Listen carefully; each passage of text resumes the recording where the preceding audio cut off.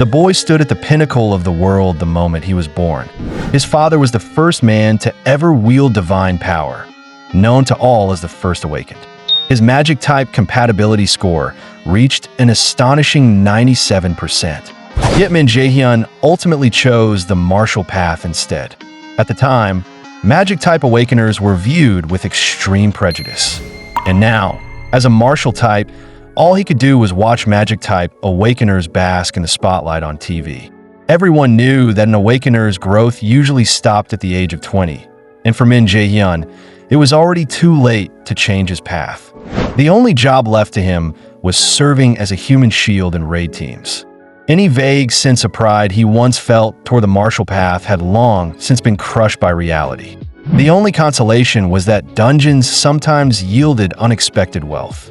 Even though such rewards could mean death at any moment, they were still the last hope keeping low-tier awakeners alive.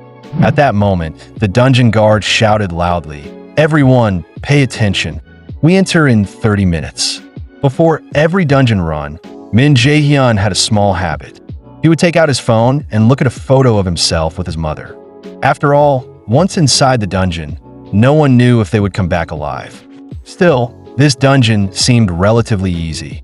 Their enemies were nothing more than zombies with no powerful skills. All Min Jae-hyun had to do was hold his shield and guard his position.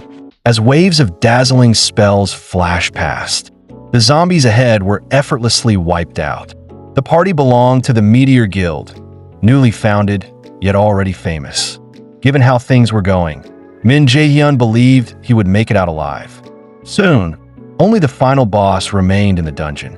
Taking advantage of the brief break, Min Jae-hyun decided to check their current gains. That was when the system interface glitched for the first time. A searing pain followed immediately after. It turned out that the Asura system, the foundation of human survival, had completely collapsed. In a daze, Min Jae-hyun heard a voice telling him to follow the light. At the same time, alerts kept appearing from the Asura system. It turned out that the Asura system had been infiltrated by an unknown aberrant entity. Min Jae-hyun couldn't help wondering whether that entity was the very voice he had heard. When he turned around, he found countless points of light appearing out of nowhere. Strangely, no one else seemed able to see these anomalies. It was as if the lights existed for Min Jae-hyun alone. And so, Min Jae-hyun decided to follow them and see where they led. Along the way, he tried countless times to reboot the Asura system. Unfortunately, the system remained completely offline. This was something that had never happened in the past 17 years. Back then, a colossal tree had suddenly risen from the Pacific Ocean. It sprouted overnight, and in just 9 days, grew so vast it blotted out the sky. That tree was none other than the world tree of myth, Yggdrasil. On the 9th day after the tree fully formed, monsters began appearing across the globe, bringing humanity an unprecedented catastrophe. Half of the world population perished as a result, and then half of the survivors died from famine and disease. It was at that moment that the Asura system emerged, granting humanity divine power and turning people into awakeners. Only then was human civilization able to endure. With the Asura system, the foundation of human survival, suddenly collapsing, the mysterious voice guided Min Jae-hyun to follow the points of light. At the end of those lights stood an ancient, time-worn gate. Min Jae-hyun couldn't help but speculate. This might be the legendary treasure gate. According to rumors, it only appeared in high-level dungeons, hiding chambers filled with unimaginable wealth beyond it. For Min Jae-hyun, this was his one and only chance to change his life.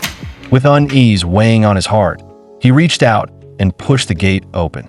Yet there were no mountains of treasure, as the stories claimed. The only thing inside the room was a single orb placed at its center. Min Jae-hyun had no intention of giving up an opportunity like this. Without the slightest hesitation, he reached out and grabbed the orb. The moment Min Jae-hyun made contact with it, the Asura system was restored. It turned out to be a mythical grade item, Odin's Lost Eye. Not only could it dismantle and destroy magical calculation constructs, it could also effortlessly copy the skills of others. After all, The highest grade items known to date were only S rank. A mythical grade item like Odin's Lost, I was enough to secure Min Jae-hyun's life for the rest of his days.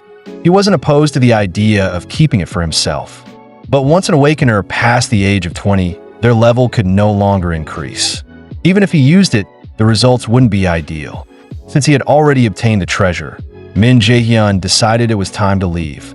When he returned, he found everyone waiting for him. This time, Min Jae-hyun buried all his resentment deep inside. If anyone found out he had obtained something valuable in the dungeon, death would be the only outcome waiting for him. Fortunately, he managed to fool everyone this time. Now, all he had to do was make sure no one grew suspicious about his temporary departure. But just before the final battle began, something went wrong. Massive rocks started crashing down inside the cavern, slamming straight into the team. Immediately after, a vast cloud of eerie, poisonous mist spread through the area. Many fragile mages collapsed on the spot, overwhelmed by the toxic fog. Min Jae-hyun was about to warn everyone to retreat from the mist, when the man in front of him was suddenly pierced straight through by a sword. In that instant, Min Jae-hyun realized there had to be enemies hiding within the poisonous fog. Without the slightest hesitation, he turned and fled. After finally obtaining a mythical grade item, Min Jae-hyun had no intention of dying here. The next second, a chain of lightning grazed past him, and the ensuing explosion completely cut off his escape route. Min Jae-hyun couldn't help wondering, who was this person? Then a figure stepped out of the darkness and spoke. "I knew it. Hyung, I knew you'd survive." Min Jae-hyun never expected that the one who ambushed everyone would be Jung Yumin. After all, Jung Yumin had always been Min Jae-hyun's agent. As an A-rank magic-type awakener, Jung Yumin had secured him plenty of decent jobs. This dungeon run included. Smiling, Jung Yumin said, "Didn't I tell you? I said I'd come see you today." At that moment, Min Jae-hyun finally understood. The man standing before him was the true culprit behind everything.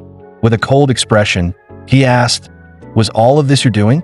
The poison and the attack on the Meteor Guild?" Jung Yumin replied calmly, "That's right, I did all of it. But I was acting on a client's request. Plenty of people already hate the Meteor Guild, and the way they look down on other guilds makes enemies inevitable." Realizing he was no match for him, Min Jae-hyun turned away and said, "Jung Yumin, I'll pretend I never saw any of this today." Before the words even settled, a chain of lightning lashed toward him again. With a twisted grin, Jung Yumin said, "Hyung, the target this time wasn't just the Meteor Guild." Only then did Min Jae-hyun realize that the agent who had once found him work was actually an assassin sent to kill him. With his D-rank martial build, he stood no chance against an A-rank magic-type awakener like Jung Yumin. If he'd reacted even a moment slower, he would already be dead. But Jung Yumin had no intention of letting him go. 3 chains of lightning shot toward Min Jae-hyun once more. Relying on his martial training, Min Jae-hyun narrowly dodged them again. He couldn't help but wonder who he had offended, badly enough that they would send an A-rank magic-type awakener to kill him. Suddenly, a familiar figure surfaced in Min Jae-hyun's mind. In a cold voice, he asked, "Did my father send you?" At those words, Jung Yumin froze. For a moment, he even forgot to continue attacking Min Jae-hyun, who stood right there. Jung Yumin's body began to tremble uncontrollably. Then he burst out laughing. "Your instincts really are sharp, Hyung, but that's what I like about you." The laughter made Min Jae-hyun think of his mother in that photograph. He spoke again, his voice heavy. "One last question. 0.5 winters ago, did he give you the same kind of job back then?" Jung Yumin said in shock, "I can't believe you figured that out too. You really are impressive. I honestly can't understand it. What kind of father kills his own wife first, and then turns around and tries to kill his own son? Hyung, even you have to admit that's crossing the line. But things have come this far. Farewell, Hyung." At the brink of death, Min Jae-hyun finally activated Odin's Lost Eye. A blinding, overwhelming flash of light erupted before Jung Yumin's eyes. He could clearly sense Min Jae-hyun's magical power surging at an explosive rate. To prevent any unexpected turn of events, Zheng Yumin decided to stop holding back. This time, the chain of lightning shot toward Min Jaehyun at extreme speed. Just as it was about to strike him, the lightning chain suddenly dissipated in midair. Zheng Yumin's eyes widened as he froze in place. Only then did he realize that Min Jaehyun had just equipped Odin's Lost Eye. Using a blank card, Min Jaehyun had successfully copied the lightning chain skill. Min Jaehyun said coldly, "Zheng Yumin, I'll make sure you die in as much pain as possible." As his words fell, 6 full chains of lightning manifested behind him. Staring at the scene, Zheng Yumin was utterly stunned. This was a skill he had spent countless hours mastering. Yet now, it had been effortlessly copied and controlled by a D-rank martial-type awakener. In direct combat, Min Jaehyun was even suppressing Zheng Yumin, an A-rank magic-type awakener. Every lightning chain Zheng Yumin cast was forcibly dismantled by Min Jaehyun through absolute calculation. Yet, Zheng Yumin himself was unable to evade the lightning chains unleashed by Min Jaehyun. All he could do was rely on magical barriers to barely withstand the assault. At that moment, Min Jaehyun activated absolute calculation once more. With his magic shield stripped away, Zheng Yumin could no longer endure the direct strikes of the lightning chains. After finishing Zheng Yumin off, Min Jaehyun collapsed to the ground as well. The battle had completely drained both his stamina and his mana. The mythical grade item he had only just obtained now seemed destined to leave the world together with him.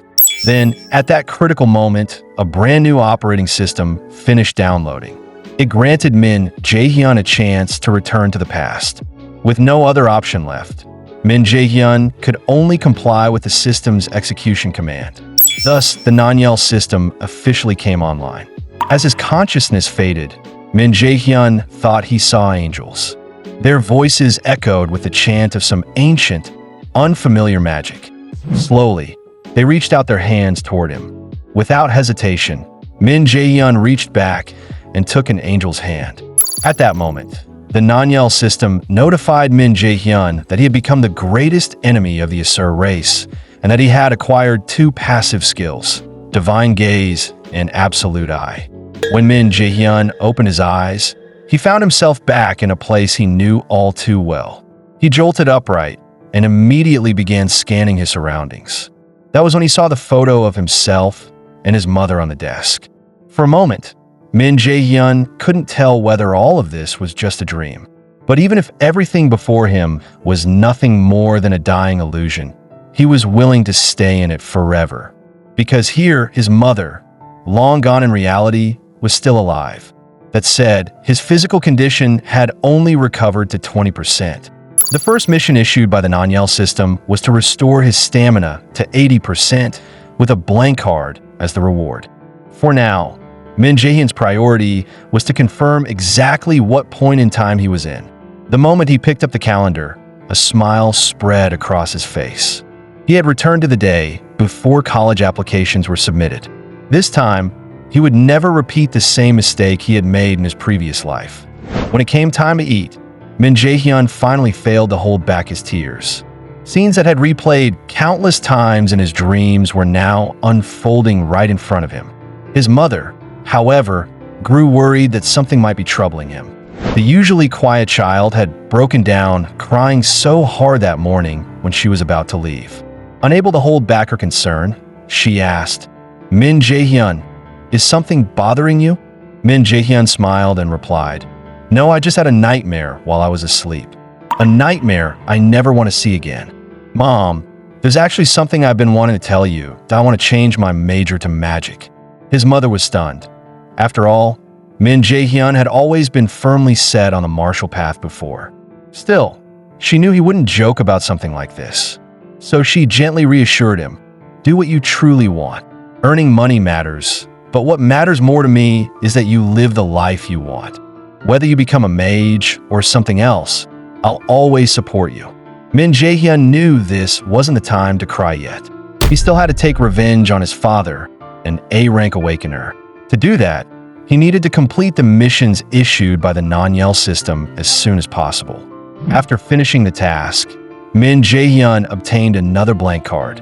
His current advantage lay in his knowledge of hidden stages and exclusive manuals. However, all of his skills were still martial-based, so he decided to check his system interface first. His level had now reverted to level 7, and all of his attributes had been reset. Yet one thing puzzled him. Why hadn't his passive skills been reset as well? It turned out that due to the effect of Divine Gaze, his pre-reincarnation passive skills had been preserved. Moreover, every time he leveled up, all of his base attributes would increase by 1. As for the other passive skill, Absolute Eye, Min Jae-hyun couldn't yet understand what it actually did. In the end, he decided to distribute his available stat points first. For mages, mana was undeniably important, but stamina was actually the real foundation. While stamina didn't directly boost combat power, it drastically slowed the onset of exhaustion. The most urgent question now was which skill to learn next, because even the strongest defensive magic was useless without enough mana to sustain high-tier spells.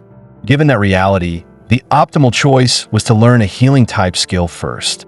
At this stage, mages still held a very low social standing, nowhere near the treatment martial types received.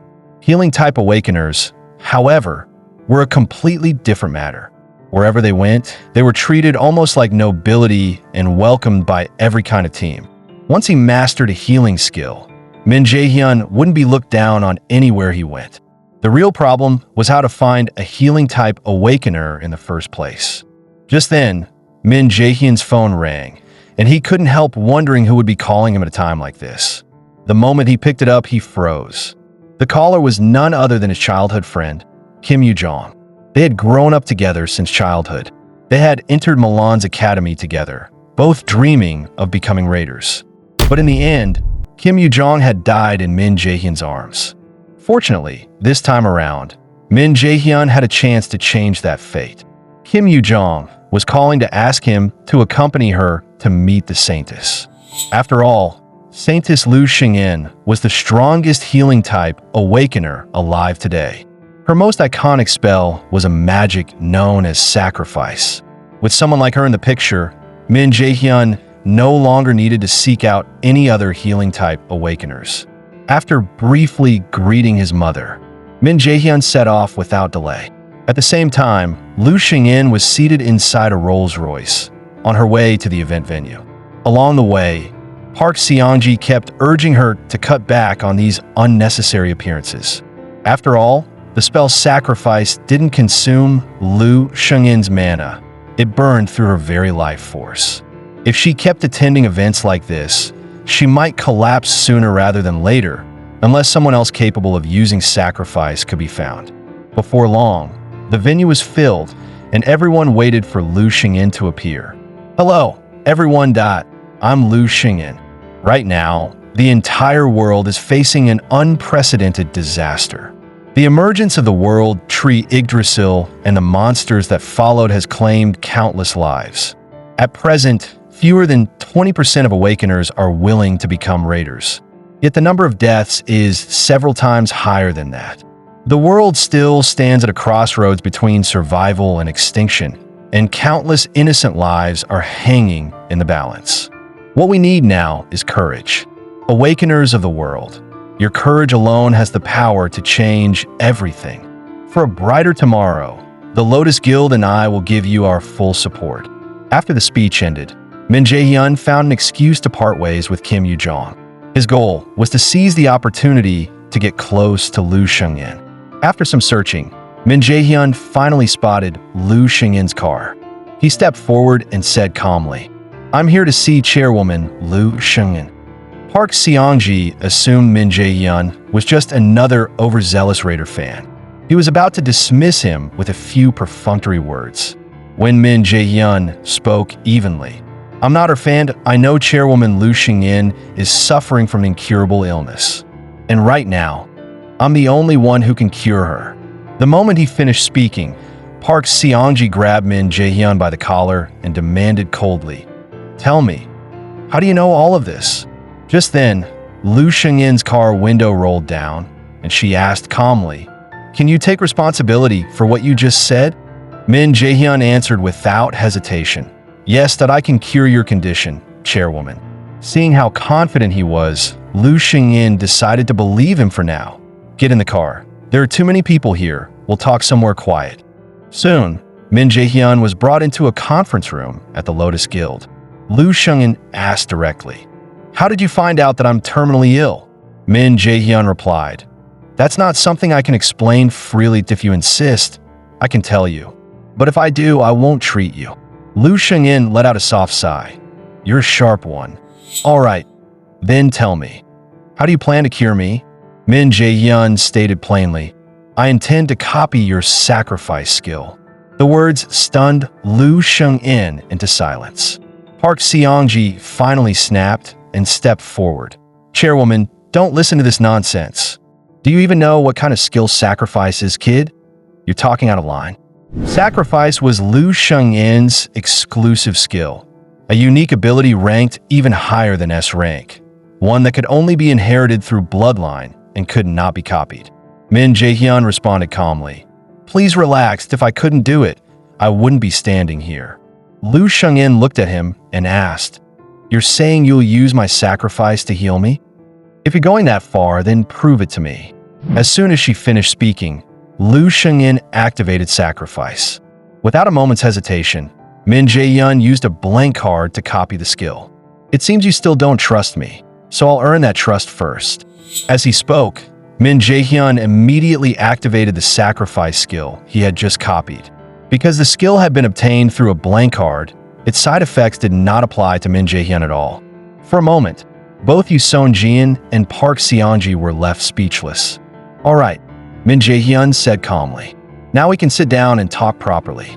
Yoo Seon-jin looked at him and asked, "What do you want from our guild?"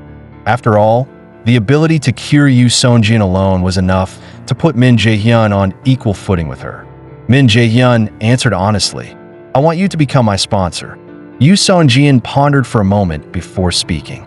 "If you dare to make a request like that, it means you're worth investing in, and you've clearly proven that you have the ability. However, I also have a condition. My illness is a personal matter and has nothing to do with the Lotus Guild itself. But what you're asking for isn't just my personal backing. It's the support of the entire Lotus Guild. We don't help anyone without reason, unless you're willing to join the Lotus Guild."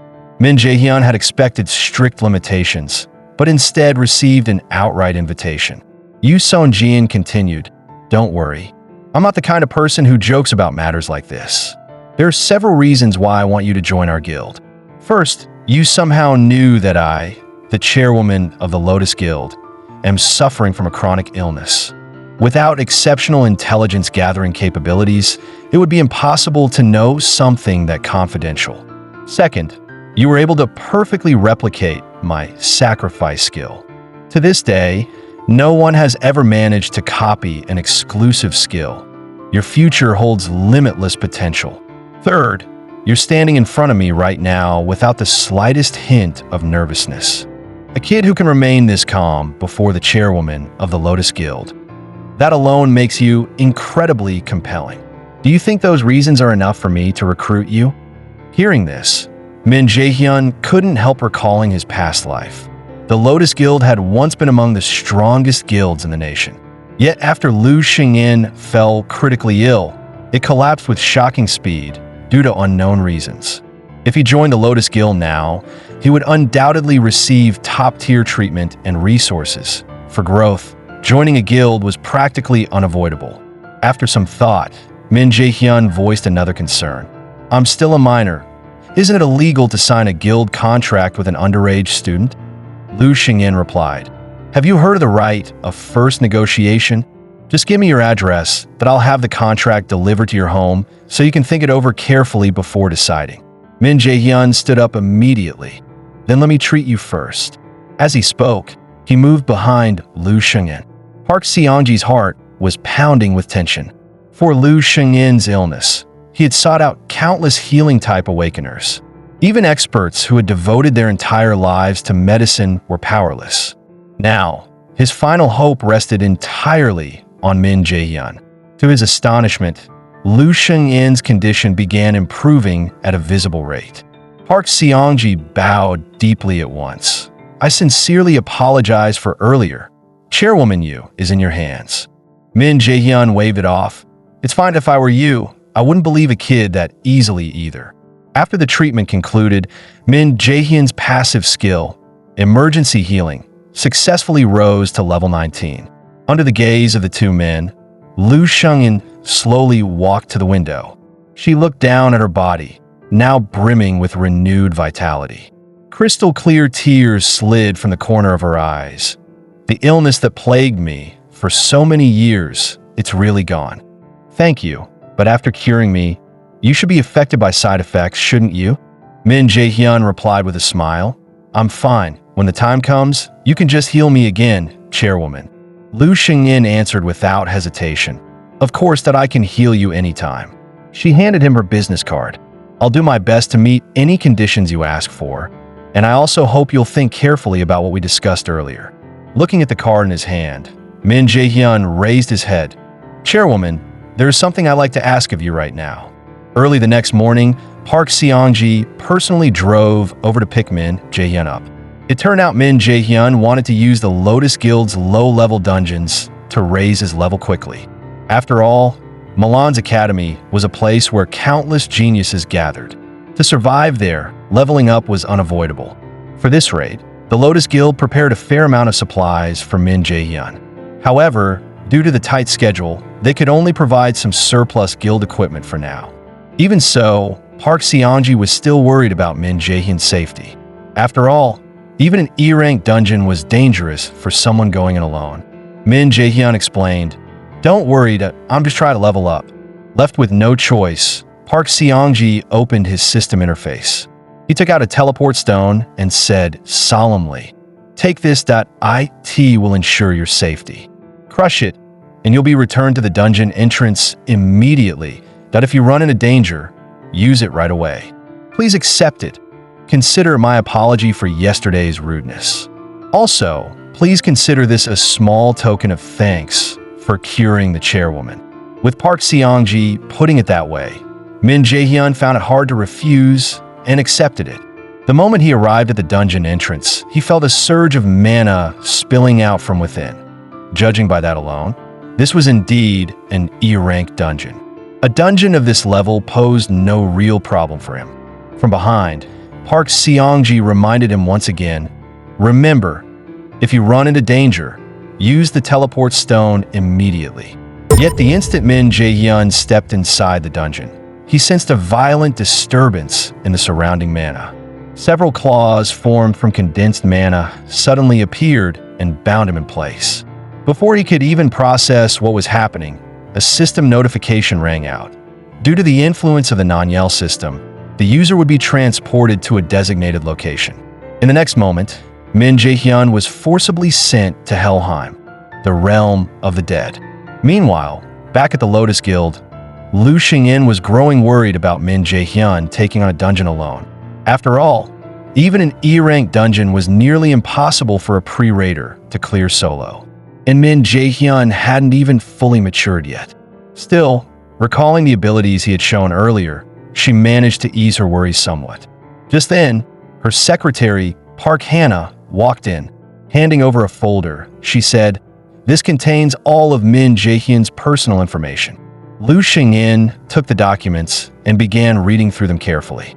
Very quickly, she was stunned. Someone capable of wielding such powerful magic had actually listed martial type as his chosen major. Before long, Lu Shengin froze in place. She even began to question the authenticity of the report. Min Jae-hyun's magic aptitude score was an astonishing 97%. She immediately called Park Seong-ji. Appa, if Min Jae-hyun makes it out of the dungeon, she ordered, tell him to come see me right away. I want to personally confirm what that kid is truly capable of. Meanwhile, Min Jae-hyun, having been transported by the NYOR system, stood within the realm of the dead. One glance at his surroundings told him this was absolutely not an E-rank dungeon. Just as he began surveying the area, a black-robed figure concealed within the fog slowly raised a bow. In the next instant, a pitch-black arrow shot straight toward Min Jae-hyun. Sensing the attack, he twisted his head aside and narrowly avoided it. He immediately turned toward the direction the arrow had come from.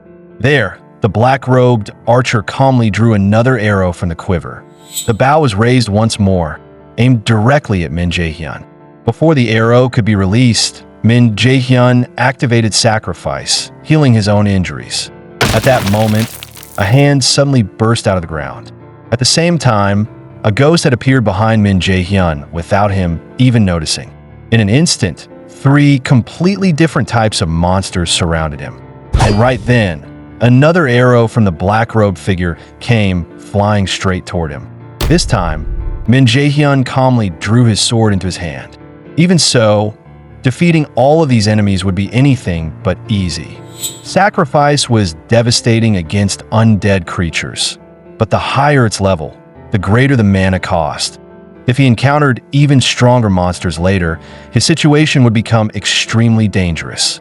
Because of that, he had no choice but to rely on the combat experience he'd accumulated as a martial fighter in his previous life. His understanding of mage combat was still limited, and these enemies were the perfect chance to use real battle as practice. Perhaps due to the level gap, Min Jae-hyun realized that these monsters weren't as overwhelming as he'd expected. Even with his current strength, he could still handle the situation with ease. Gripping his staff, he charged straight forward. With a brutal swing, he smashed it directly into the black-robed man's forehead. That single strike, however, shattered his staff completely. At the same moment, the scythe-wielding ghost and the ghoul swordsman rushed in together. Left with no other option, Min Jae-hyun activated Sacrifice once more to counterattack. In almost an instant, both monsters were reduced to ashes within the holy light. The massive mana drain caused Min Jae-hyun to collapse to the ground. If he hadn't leveled up at that exact moment, his situation would have been truly perilous. He knew very well that his current strength wasn't enough to clear this dungeon. Just as he was about to teleport away, a bone-chilling dread suddenly washed over him. Min Jae-hyun could clearly sense that something was closing in. The sheer pressure of that presence made it hard for him to even breathe. He stabbed his staff into his own thigh, forcing himself to regain a shred of clarity. At that moment, he noticed a shadow suddenly appear on the ground. Min Jae-hyun turned around sharply. Standing there was the dungeon's Demon King, Nightshade. System alert. The level difference between the user and the Demon King is too great, entering critical danger state. Please evacuate the dungeon immediately. Min Jae-hyun knew he had no chance of fighting the Demon King head-on. He instantly opened his system storage and pulled out the teleportation stone. But the moment it appeared, the Demon King's overwhelming pressure reached his back, pinning him in place. As the Demon King unleashed its attack, Min Jae-hyun was blasted away. He was now critically injured, his HP plunging into the danger zone. Before that absolute power, he didn't even have the chance to activate the teleportation stone. Min Jae-hyun slowly closed his eyes, prepared to accept his fate. Yet when he opened them again, time itself had stopped. Suddenly, a voice echoed from the distance. "No, you can't do that." A woman stepped out from the void, continuing calmly. "That kid was brought here by me personally. He's a distinguished guest, chosen by fate to become a rebel." Min Jae-hyun couldn't help but wonder who the woman in front of him really was. At the same time, she was carefully examining him. So this is the kid who took down other rebels, just a greenhorn. Average bones, nothing remarkable. His mana reserves weren't bad, but standing against the gods, he was still far from it. She couldn't understand why Loki would choose a kid like him. Meanwhile, blood loss was slowly clouding Min Jae-hyun's consciousness. But his revenge was still unfinished. He absolutely couldn't fall here. Looking into his unwavering eyes, she spoke calmly. "I do like that look in your eyes. That said, you're still far too weak, and time is running out. You need to grow stronger and fast. If you fail to do so before hell descends again, I'll erase you myself. Your existence is important to us, so I'll grant you one more chance. Use it well, become stronger than you are now. Then come back and defeat the Demon King Nightshade standing before you. If you succeed, I'll give you a very special reward. But you only have 2 months. Fail, and you know exactly what awaits you. Just like that, Min Jae-hyun was forced to accept Hell's task. Her final words were cold and absolute. Remember, if I don't see growth from you during this time, I'll personally send you to the underworld. Good luck, child chosen by Nornir. When Min Jae-hyun opened his eyes again, he found himself back at the dungeon entrance. All of his injuries had been miraculously healed. Yet the quest log inside the NYOR system made one thing clear. Everything that had just happened was real. The woman he encountered was none other than Hell, the death goddess who ruled over the 9 worlds. Min Jae-hyun still couldn't fully make sense of her words. But one thing was absolutely certain. He had to grow stronger, fast. If what Hell said was true, then the moment he stopped moving forward, he'd be erased without hesitation. Defeating the Demon King Nightshade within 2 months, however, was no simple task. At his current level, he wasn't even familiar with how a true mage was supposed to fight. To build a solid foundation, the best option was gaining support from Lotus Guild and Lu Shengin. Just then, Park Sung-jae beat him to it, scheduling a meeting with Lu Shengin for the next day. Early the following morning, Park Sung-jae brought Min Jae-hyun to the Lotus Guild. Min Jae-hyun had a strong suspicion.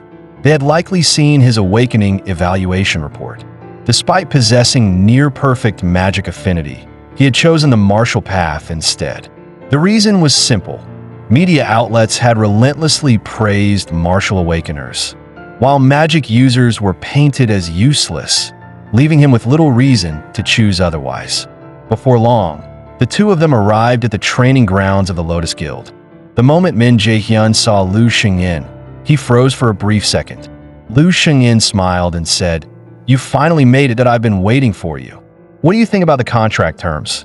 I believe the conditions I offered are fairly generous." In truth, the terms Lu Shengin offered were overwhelmingly in Min Jae-hyun's favor, benefits comparable to, or even better than, what most A-rank raiders received. Min Jae-hyun replied without hesitation, "I already told Manager Park, before signing with you, I have one additional request." Lu Shengin wasn't surprised at all. She smiled calmly. "That's fine, go ahead. What is it?" Min Jae-hyun continued. "Before I say it, I'm sure you've already reviewed my profile that I switched from the martial path to magic less than a month ago. So I'm still unfamiliar with how magic is truly meant to be used. Chairwoman Lu, I want you to personally teach me magic. After all, Lu Shengin was one of the very few S-rank raiders in the world." Standing beside them, Park Sung-jae never expected Min Jae-hyun to make such a bold request. Min Jae-hyun added seriously, "If you can't accept this condition, then I'll sign the priority negotiation contract with the Lotus Guild." Lu Shengin chuckled softly. "That's a rather interesting request. I can agree to it. After all, I do find you quite intriguing. But before that, I'd like to confirm your actual capabilities. You don't mind, do you?" Min Jae-hyun had anticipated this from the start. Given how favorable the offer was, it was only natural for the Lotus Guild to test his strength first. From Lu Shengin's expression, Park Sung-jae immediately understood her intent. Another serious trial was about to begin. Lu Shengin snapped her fingers softly. A vast surge of mana erupted from behind her. "As you can see," she said, "this is the mana cube. From this moment on, your task is to conquer it." The mana cube was normally used only by B rank and above magic type raiders to test mana resonance, and fewer than 7% ever succeeded. Looking at Min Jae-hyun, Lu Shengin continued, "Perfect for showing your true strength, don't you think? If someone is worthy of a priority negotiation contract with the Lotus Guild, they should at least reach this level." Min Jae-hyun replied calmly, "Sounds like you're trying to take the edge off my confidence." Lu Shengin smiled faintly. "Why would I? Even if you fail, I'll still sign a contract with you, under the same terms that I guarantee that as the chairwoman of the Lotus Guild." She then turned to Park Sung-jae. "Sung-jae, make the preparations." Park Sung-jae hesitated. "Chairwoman, even most magic-type raiders struggle with the mana cube. Mr. Min hasn't fully matured yet." Lu Shengin asked calmly, "Do you really think the child standing before us is ordinary? Relaxed, he's worth the attempt." With that, Park Sung-jae activated the mana cube, for Min Jae-hyun. Min Jae-hyun had heard of the mana cube in his previous life, but seeing it in person was still deeply shocking. Lu Shengyin encouraged him gently. "Whenever you're ready, begin. I'm looking forward to your results." Under their watchful gazes, Min Jae-hyun slowly stepped into the mana cube. Park Sung-jae murmured, "To be honest, I'm still worried. I understand your curiosity, chairwoman, but he's still just a kid." Lu Shengyin answered without hesitation, "Trust me that he'll succeed." Park Sung-jae asked, puzzled, "Why are you so sure?" Lu Shengyin smiled softly. "A woman's intuition, perhaps." Her eyes remained fixed on the mana cube. "Let's see how long it takes you to escape from inside." Inside the mana cube, with a mere 7% success rate, lay a vast ocean formed entirely of condensed mana. Mana is essential for using skills, but remaining in an area with excessively high mana density for too long can rapidly impair the heart and lungs, sometimes even proving fatal. There was only one way to escape this place. He had to locate the single exit connecting to the outside world, hidden among countless mana vortices. Min Jae-hyun forced himself to calm down and began carefully sensing the fluctuations in the surrounding mana. Soon, he noticed something unusual within one of the vortices ahead. When he moved closer, he realized it was a crystal. It felt as though it carried the core mana of the entire ocean. Meanwhile, outside the cube, Park Sung-jae spoke quietly. "Judging by your expression, it seems you're confident Min Jae-hyun will make it out. How long do you think it'll take him?" Lu Shengyin answered calmly. "It took me 40 minutes back then, and that was the fastest record nationwide." Hearing this, Park Sung-jae understood immediately. Then there are only two possibilities. Either he gets trapped inside the mana cube, or he sets a brand new record. Lu Shengyin nodded. "And I don't think Min Jae-hyun will crawl out in a miserable state." But in the very next second, her eyes widened in shock. "Sung-jae, look over there."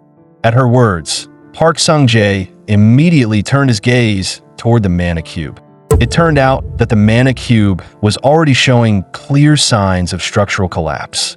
Outside, the two of them exchanged stunned looks. After all, only 10 minutes had passed since Min Jae-hyun entered the cube. They couldn't help but wonder what on earth he had experienced inside. Meanwhile, inside the cube, the moment Min Jae-hyun discovered the crystal, he instinctively knew it was the key to clearing the mana cube. Without hesitation, he grabbed the crystal in his hand. As it shattered under his grip, the vast ocean formed entirely of mana collapsed in an instant. At the same time, Min Jae-hyun acquired a brand new passive skill, Essence of Mana Mastery. What happened next left the two people outside utterly stunned. The mana cube had a mere 7% escape rate, and most who succeeded took over 3 hours on average. Even the S-rank raider Lu Shengyin had needed nearly 40 minutes, while the fastest record holder, Camilla, cleared it in 36. Yet now, that record had been completely shattered by Min Jae-hyun. He had beaten the world record by a full 26 minutes. Park Sung-jae rushed forward and grabbed Min Jae-hyun's hand, exclaiming, "Unbelievable! You did it in just 10 minutes." Lu Shengyin immediately stepped closer and asked seriously, "Mr. Min Jae-hyun, may I ask, how did you escape the mana cube so quickly?"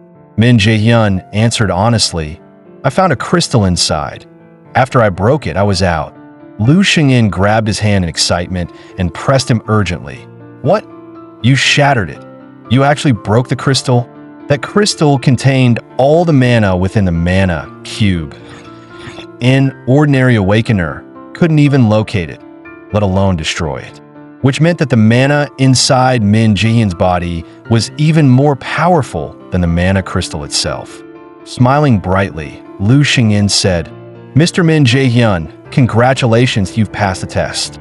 From today onward, I'll stake the future of the Lotus Guild and my own reputation on turning you into the greatest mage in the world. Are you ready?" The scene shifted. Kim Yoo-young was waiting outside with Min Jae-hyun's mother for him to come home. At that moment, a Rolls-Royce slowly pulled up in front of them. The next second, Min Jae-hyun stepped out of the car. For a brief moment, neither of them could believe what they were seeing. They even started wondering whether Min Jae-hyun had been taken in by some rich woman. Combined with his recent string of unusual behavior, Kim Yoo-young's doubts only grew stronger. Not only had he once stepped out of a mysterious luxury car, he had also abandoned the martial combat path he'd clung to for years. Although Min Jae-hyun claimed he switched to magic because he wasn't suited for martial combat, Kim Yoo-young, who knew him extremely well, didn't believe that explanation at all. After all, Min Jae-hyun had originally chosen martial combat, so his mother wouldn't have to suffer anymore. Min Jae-hyun cut her off. That's enough. Let's stop talking about this. By the way, why are you at my place? Are your parents away on another business trip? Kim Yoo-young replied, "Yet that's why I came to hang out with you." Annie said I could stay here for the night before leaving. After all, Kim Yoo-young was a bona fide rich kid.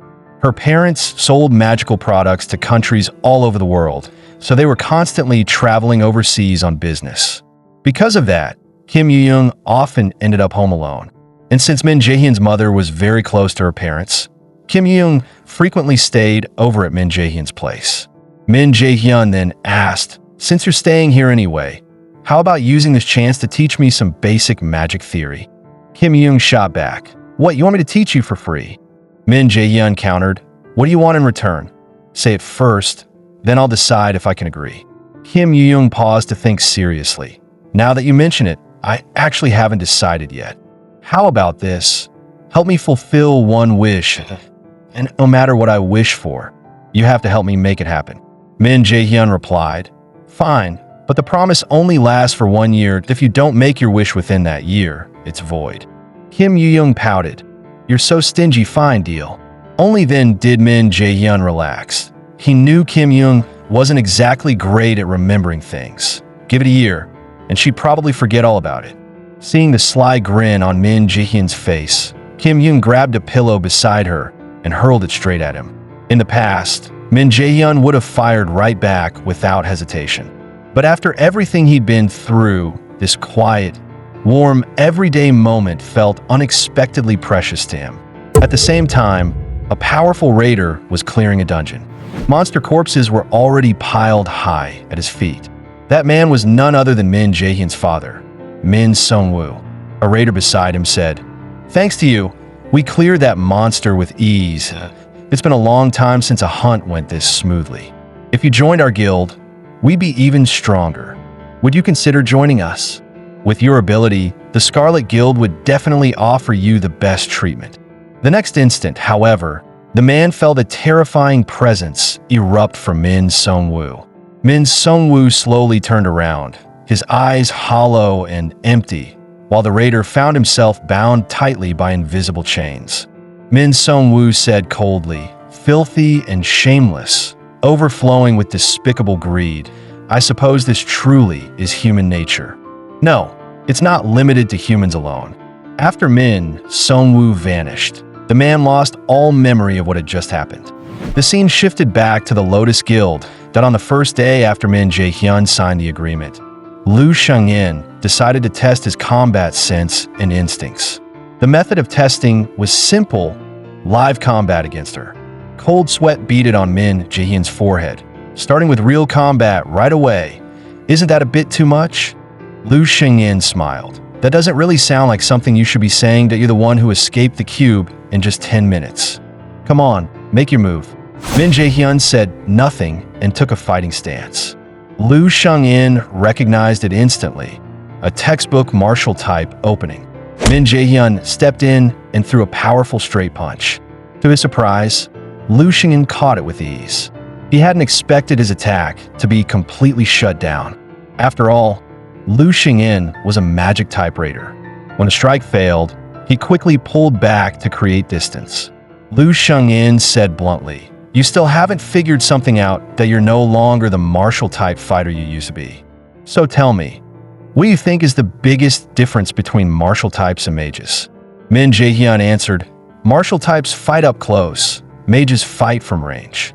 Lu Sheng-in nodded. "That's right. Traditionally, magic-type raiders weaken their enemies from a distance before committing to the fight. It's the safest and most reliable approach. But you keep trying to close in. For a mage with low defenses, that's a fast way to get taken out. What you're lacking right now is real combat experience as a mage. Lu Xingyin said, "From now on, I'll be attacking you as well. But don't worry, I won't seriously injure you. After all, I'm a healer. I know that wasn't your real strength just now. Now let me see what you're truly capable of." Before the words had even faded, Lu Xingyin's attack shot straight toward Min Jaehyun. Relying purely on instinct, Min Jaehyun barely managed to dodge it. Alright, now it's your turn to attack. A crackle of electricity suddenly flared around Min Jaehyun. In an instant, 3 lightning chains lashed out toward Lu Xingyin. Yet she remained perfectly still. At that distance, there was no way she should have been able to evade the strike. And yet, the next moment, she appeared behind him.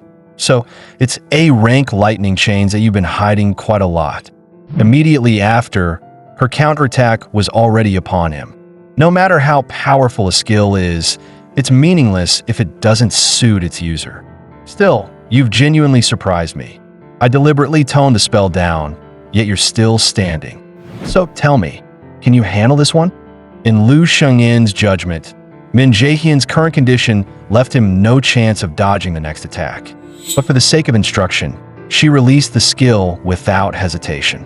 Unexpectedly, her sacred arrow dissipated in midair. Before her attack could even reach him, Min Jaehyun had already activated absolute calculation, shattering her spell mid-cast. Lu Xingyin stared at the scene in disbelief. "You really never stop surprising me," she said quietly. "Just how many more surprises are you hiding?" Min Jaehyun grinned. "Hard to say, who knows?" The moment his words fell, a lightning chain burst violently from the ground. Lu Xingyin reacted instantly, throwing up a barrier that barely blocked the strike. Even so, the impact left her arm trembling. Before she could counterattack, several more lightning chains materialized behind Min Jaehyun. Only then did she realize something terrifying. He didn't seem to need incantations to cast his skills at all. That was far beyond what a novice magic-type awakener should be capable of. At the same time, Min Jaehyun's mana reserves were nearly exhausted. "You really are gifted," Lu Xingyin said calmly, "but you're still too raw." Before Min Jaehyun could even process what happened, he was already on the ground. "You didn't actually think you could beat me, did you?" Despite her words, Lu Xingyin immediately reached down and pulled him back to his feet. That battle made Min Jaehyun fully aware of the gap between himself and an S rank. Yet to Lu Xingyin, what she saw in him was limitless potential. "Your fighting style just gave me an idea," she said. "One that everyone has considered, but no one has ever pulled off. Only you can use it. From now on, call me your teacher. Congratulations, you're my first disciple." When Min Jaehyun returned home, the battle still replayed endlessly in his mind. Beside him, Kim Yu-young snapped, "Hey Min Jaehyun, are you even listening to me? If you keep spacing out like this, I'm not tutoring you anymore. Now that you're back with us, let's get to the point." There were countless branches of magic, but only 3 truly mattered: combat magic, buff magic, and healing magic. As Min Jaehyun's understanding of magic deepened, the non-yell system began triggering pop-up notifications more and more frequently. It felt as if the system itself was urging him to grow faster. Kim Yu-young sighed. "You're seriously impressive. Spells that take others a whole month to learn. You master them in just 2 days. Min Jaehyun replied casually. "So what? You learned them in 3 days too." Kim Yu-young's eyes reddened slightly as her emotion surfaced. "I started learning magic a long time ago, but your growth rate really makes me anxious to AT this pace. It's only a matter of time before you catch up to me." What she didn't know was that Min Jaehyun was even more anxious than she was. After all, he had already wagered his life against the goddess of death. Kim Yu-young continued, "Do you have any idea how shocked I was when you decided to switch to the martial type path? Even if the magic type doesn't pay as well, you shouldn't have ignored such an absurdly high compatibility." The instant Min Jaehyun turned his head, countless chains seemed to flood his vision. A man slowly emerged behind him. Step by step, the man walked up and stopped in front of Min Jaehyun. He leaned down and whispered something into Min Jaehyun's ear. In the next moment, Min Jae-hyun snapped back to reality, only to hear Kim Yi-young still talking. By the way, you have been practicing real combat techniques too, right? While dealing with Kim Yi-young, Min Jae-hyun replayed everything that had just happened in his mind. The strange encounter refused to fade. He couldn't tell whether what he saw had been an illusion or not, only that he had heard something deeply unsettling. But Min Jae-hyun had no time to dwell on it now. He had only 2 months left, unless he could obtain some kind of miracle that would shatter the current deadlock. Elsewhere, Park Seonji was patrolling the training grounds of the Lotus Guild. His job was to identify problems among new recruits and correct them before they took root. When Lu Xingyin arrived, Park Seonji immediately stepped forward to report on the day's training. Yet, Lu Xingyin seemed distracted the entire time. "You're thinking about Min Jae-hyun, aren't you?" Lu Xingyin smiled faintly. "As expected, nothing gets past you." Park Seonji continued, "If I remember correctly, the thing you intend to entrust to Min Jae-hyun, it's something countless raiders have challenged before, yet not a single one has ever succeeded." Lu Xingyin replied calmly, "You've seen his talent for yourself, haven't you? If the magic type ever produces a new S-rank raider, it will be him. And when that happens, he'll completely reshape the future of the magic type." The scene shifted. Min Jae-hyun was carefully attempting to refine a pill, his expression grim. Even though he already knew the formula, the result he produced by following it step by step was nothing short of poison. The truth was that this pill wouldn't be successfully created until 5 years later, and the genius alchemist who would invent it, Lee Jae-sang, a man whose creation boosted mana capacity and saved all of humanity, had chosen to release the formula to the public without conditions. Also, he could help hunters around the world. Left with no other choice, Min Jae-hyun decided he had to meet the present-day Lee Jae-sang in person. Perhaps, with his talent, the pill could be completed ahead of time.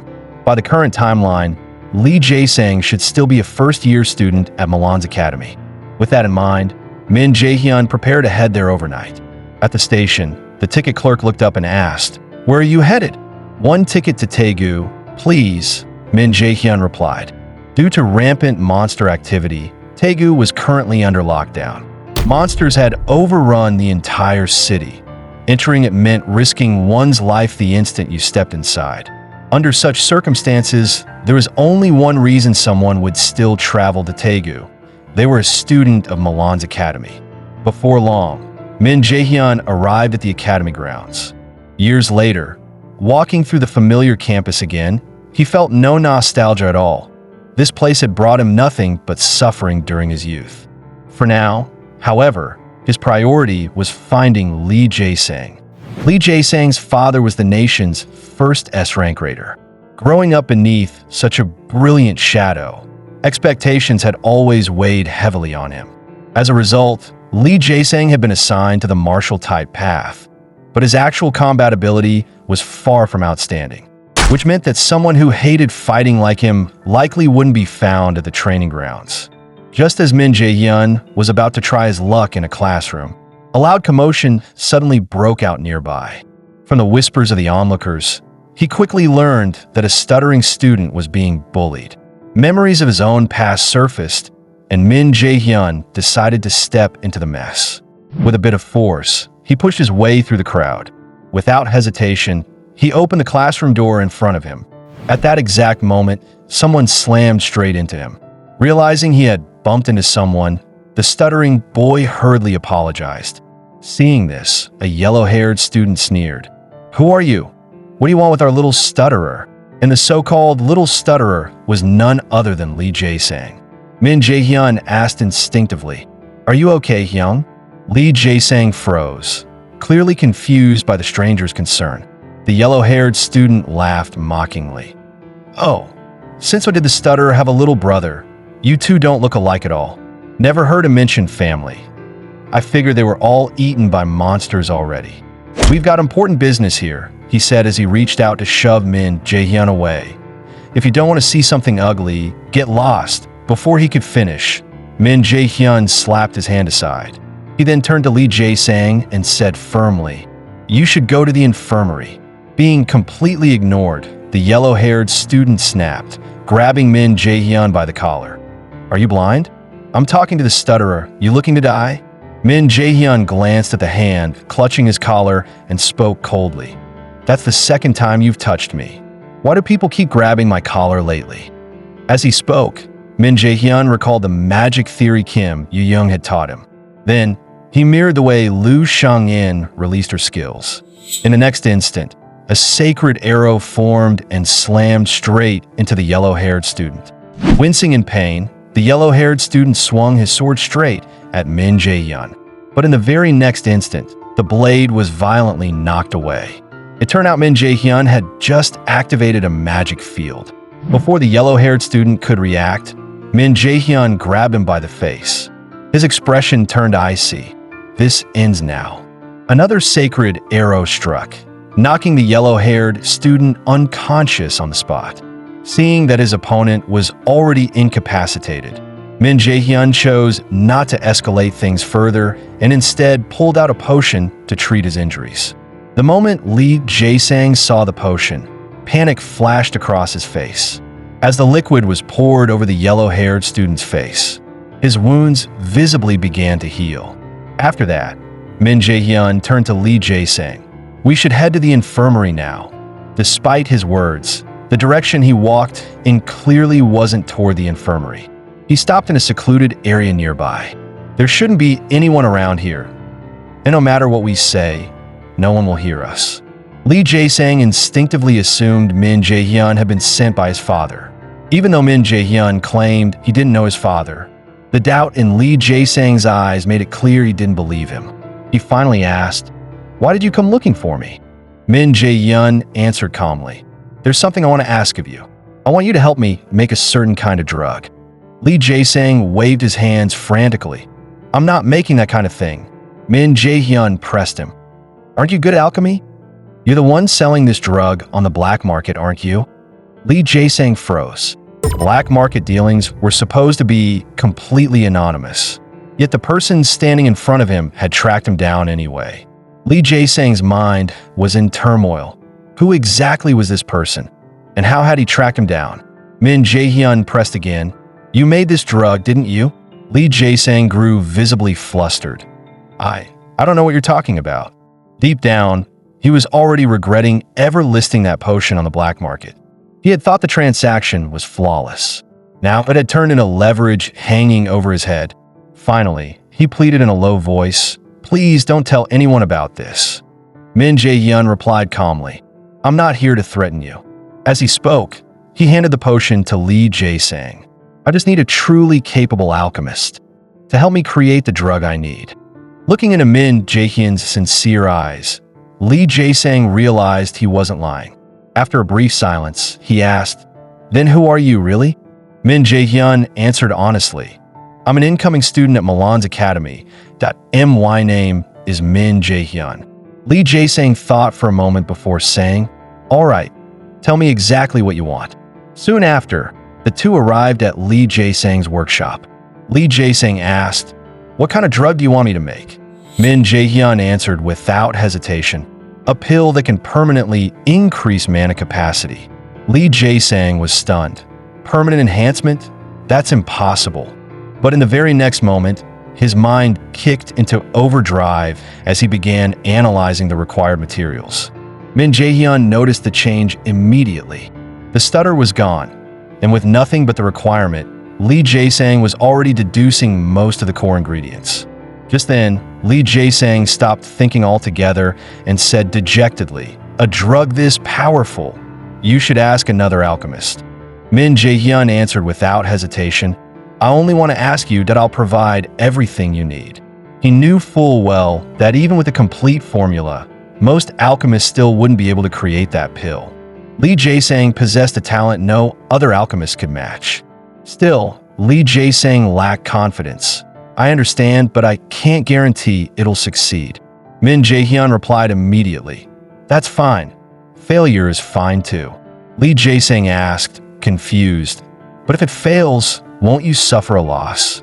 Min Jae-hyun explained calmly, "I'm willing to trust your ability, and investments always come with risk, don't they?" Hearing this, Li Jae-sang's eyes welled with tears. It was the first time anyone had ever trusted him so completely. From the day he was born, he had always lived under his father's shadow. Compared to his brothers, he had never shown outstanding combat talent. Because of that, he had never earned his father's approval. That was why Min Jae-hyun's trust struck so deeply at his heart. As the days passed, Min Jae-hyun grew increasingly familiar with a mage's fighting style. Now, he was no longer easily defeated by Lu Shengin. At times, he could even gain the upper hand in battle. On occasion, he could last the entire time limit without losing to her.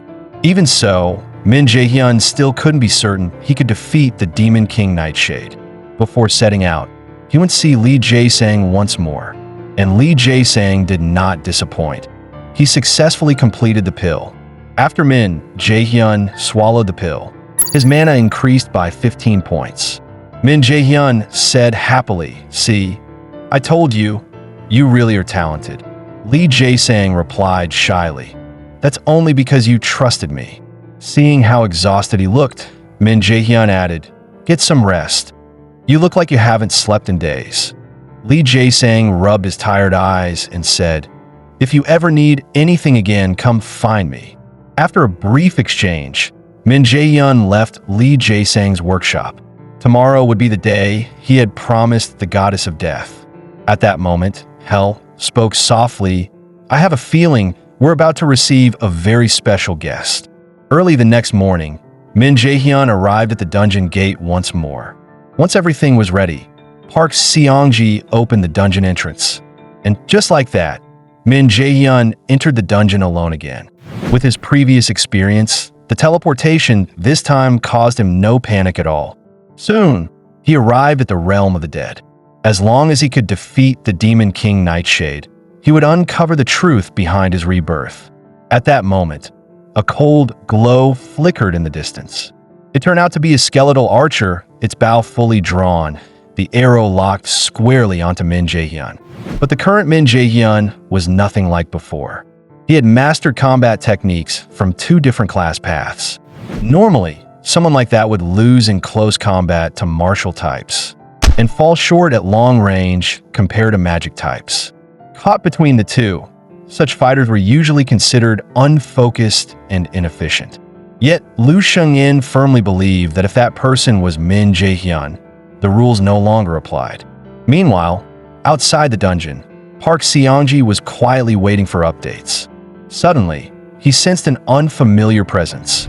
Almost instinctively, Park Seong-ji tightened his grip on his weapon. A red car pulled up nearby, and a young woman stepped out, smiling. "So this is where you were. I've been looking everywhere for you." The newcomer was Yeonju, Park Seong-ji's junior from his university days. Seeing a familiar face, Park Seong-ji let out a small sigh of relief. After all, they hadn't kept in touch since graduation, and her appearance here was unexpected. Yeonju asked curiously, "Are you the one in charge of this dungeon?" "That's strange. Dungeon management shouldn't fall under your responsibilities, should it?" She paused, then lowered her voice. "There's something I've always wondered. Are the rumors about Chairwoman Lu Shengyan's poor health actually true?" Park Seong-ji's expression hardened immediately. "Of course that's not true." "Yeonju, where did you hear such rumors?" Yeonju shrugged. "A lot of people are saying it. Our correct guild has plenty of ways to gather information." At that moment, Park Seong-ji realized something alarming. The Lotus Guild had already been infiltrated.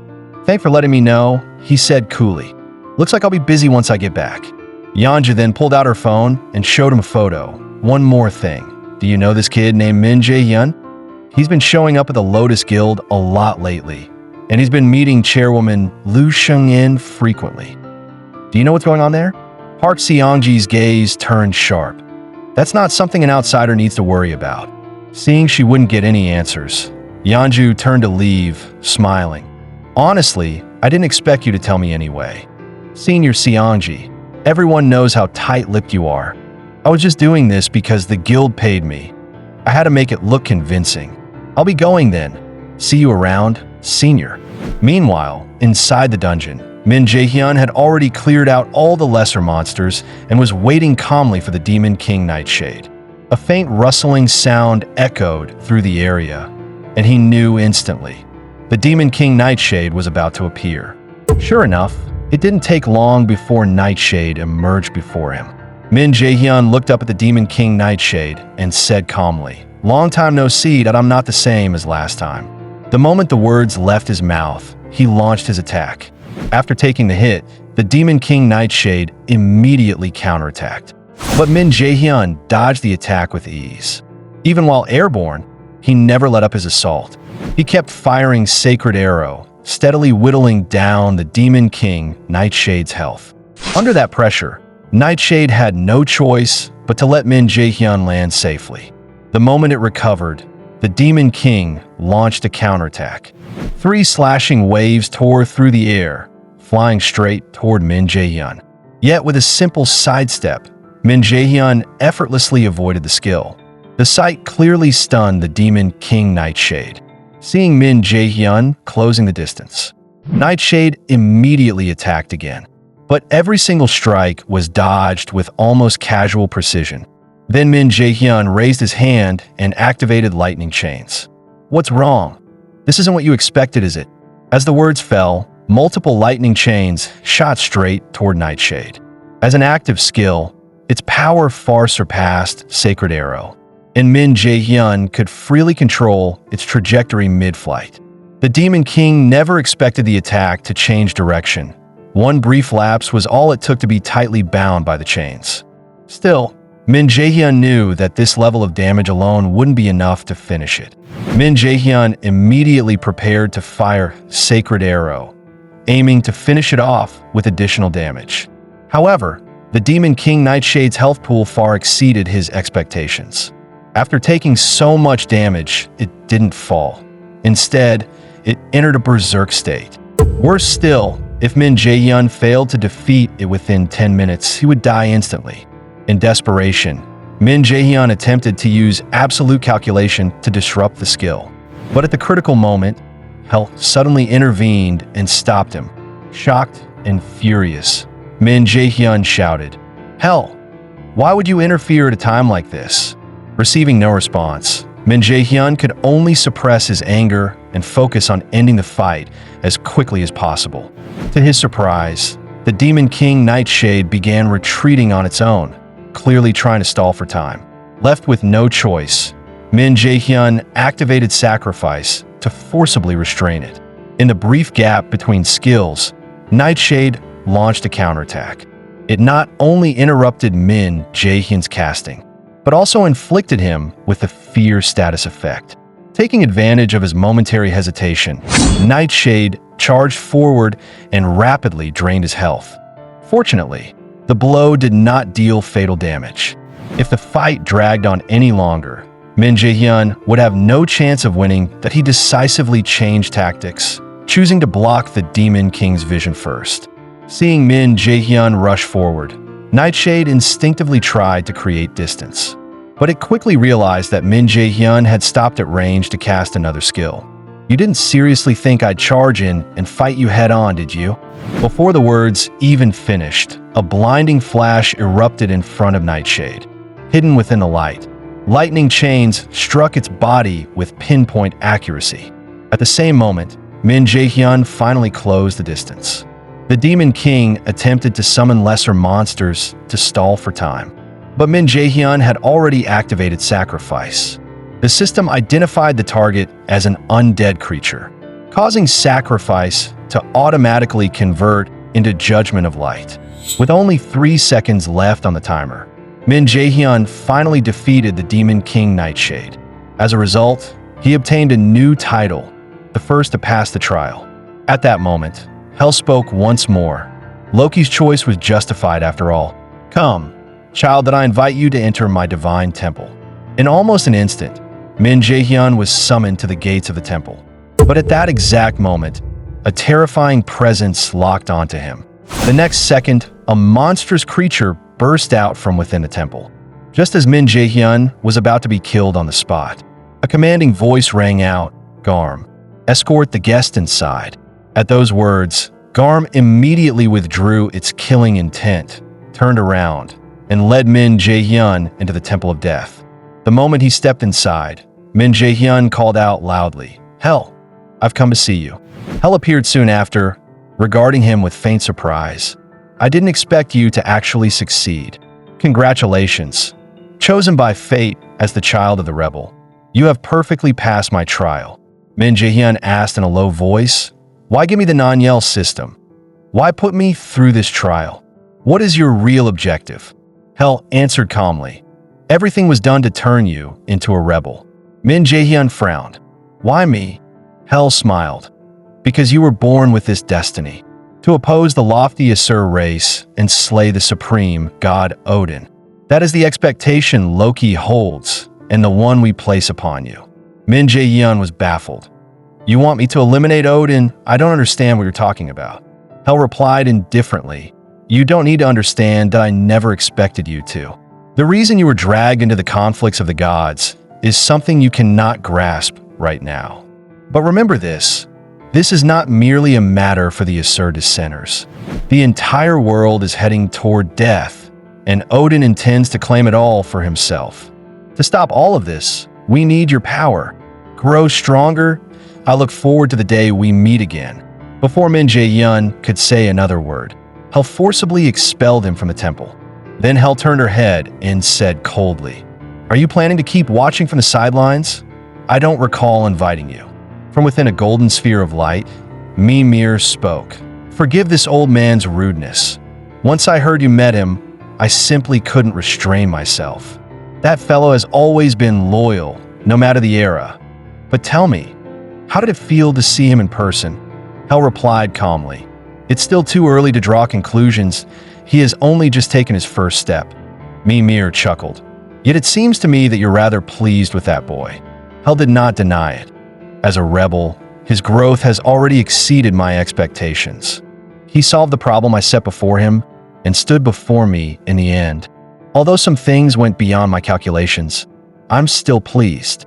Hearing this, Mimir finally relaxed. "That's good.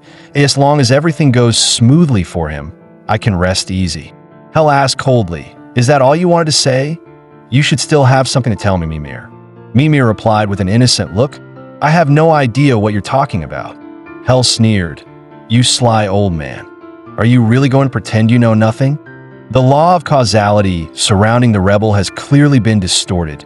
Did you think I wouldn't notice? It seems your title as the wise giant is nothing but history now. And the rebel's left eye. That was an offering Odin made to the well of wisdom. Don't you intend to explain this, Mimir? What exactly are you and Loki plotting?" Mimir said apologetically, "Please forgive me, it's still too early to tell you everything. For now, just consider it the arrangement of fate." Hell smiled faintly. "Fate, huh? Fine, I'm used to waiting, but I won't stand by and do nothing. According to the prophecy, countless trials still lie ahead of him. He will need a guide. To climb to the summit, one must have a guide who can constantly lead them along the right path." Meanwhile, Min Jae-hyun was already transported out of the dungeon.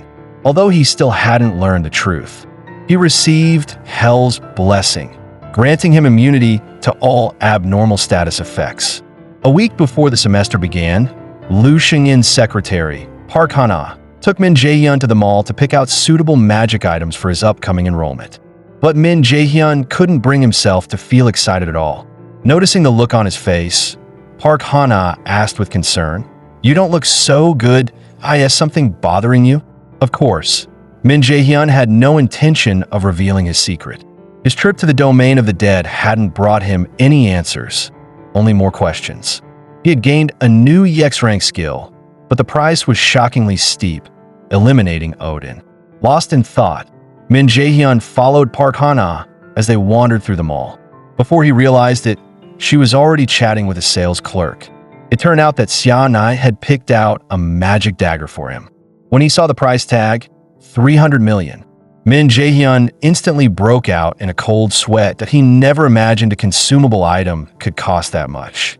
Park Hana explained calmly, "Milan's academy does provide some supplies for new students, but the quality is pretty average. It's better to bring your own gear." After that, she pulled out a long shopping list Lu Xingyin had given her and started equipping Min Jae-hyun accordingly. staring at the densely packed list.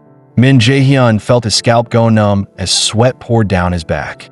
Although Park Han-ah had made her intentions clear from the start, Min Jae-hyun had assumed they'd only buy a few artifacts or elixirs, nothing that would take too much time. Clearly, reality had far exceeded his expectations. At that moment, Park Han-ah said, "Then let's go buy some armor next." But Min Jae-hyun turned the suggestion down. He had already obtained a set of armor earlier in the domain of the dead. For his current level, that armor was more than sufficient. What's more, equipping it even granted him the stealth skill. Hearing Min Jae-hyun muttering to himself, Park Han-ah mistakenly thought he was looking for a stealth card. That kind of item was something every raider dreamed of, but there was no way it could be bought in a place like this. Min Jae-hyun quickly waved his hands. "I was just talking to myself. Don't overthink it. Hardly anyone even learns the stealth skill in the first place, right? Unless you got extremely lucky and farmed it inside a dungeon. Obtaining a stealth card was nearly impossible." Park Han-ah nodded in agreement. "That's true. Nationwide, the only person with a stealth skill is my brother." Min Jae-hyun's curiosity was immediately piqued. Who exactly was her brother? Park Han-ah replied, "My brother is Park Song-jae." You didn't know? Min Jae-hyun was genuinely shocked. He never imagined Park Han-ah was Park Song-jae's sister. Their presence and aura were completely different. Just then, a certain item resonated with Min Jae-hyun. A flash of light appeared before his eyes once more. Without hesitation, Min Jae-hyun rushed toward the glowing point, convinced that some kind of treasure was waiting for him there. The scene shifted in the training grounds. Violent sword winds surged toward Man. The white-haired fighter before him seemed tireless, every swing of his blade brimming with overwhelming aggression. When the sparring session ended, the victor was enro. Although the other man was also strong, the gap in talent between them was simply too obvious. People often said he would become the next S-rank raider, and clearly, that reputation wasn't unfounded. At that moment, enro's father said, "Good work. Don't get arrogant. This match was one you were supposed to win." Enro replied, "Understood, father." His father continued, "The sparring is over.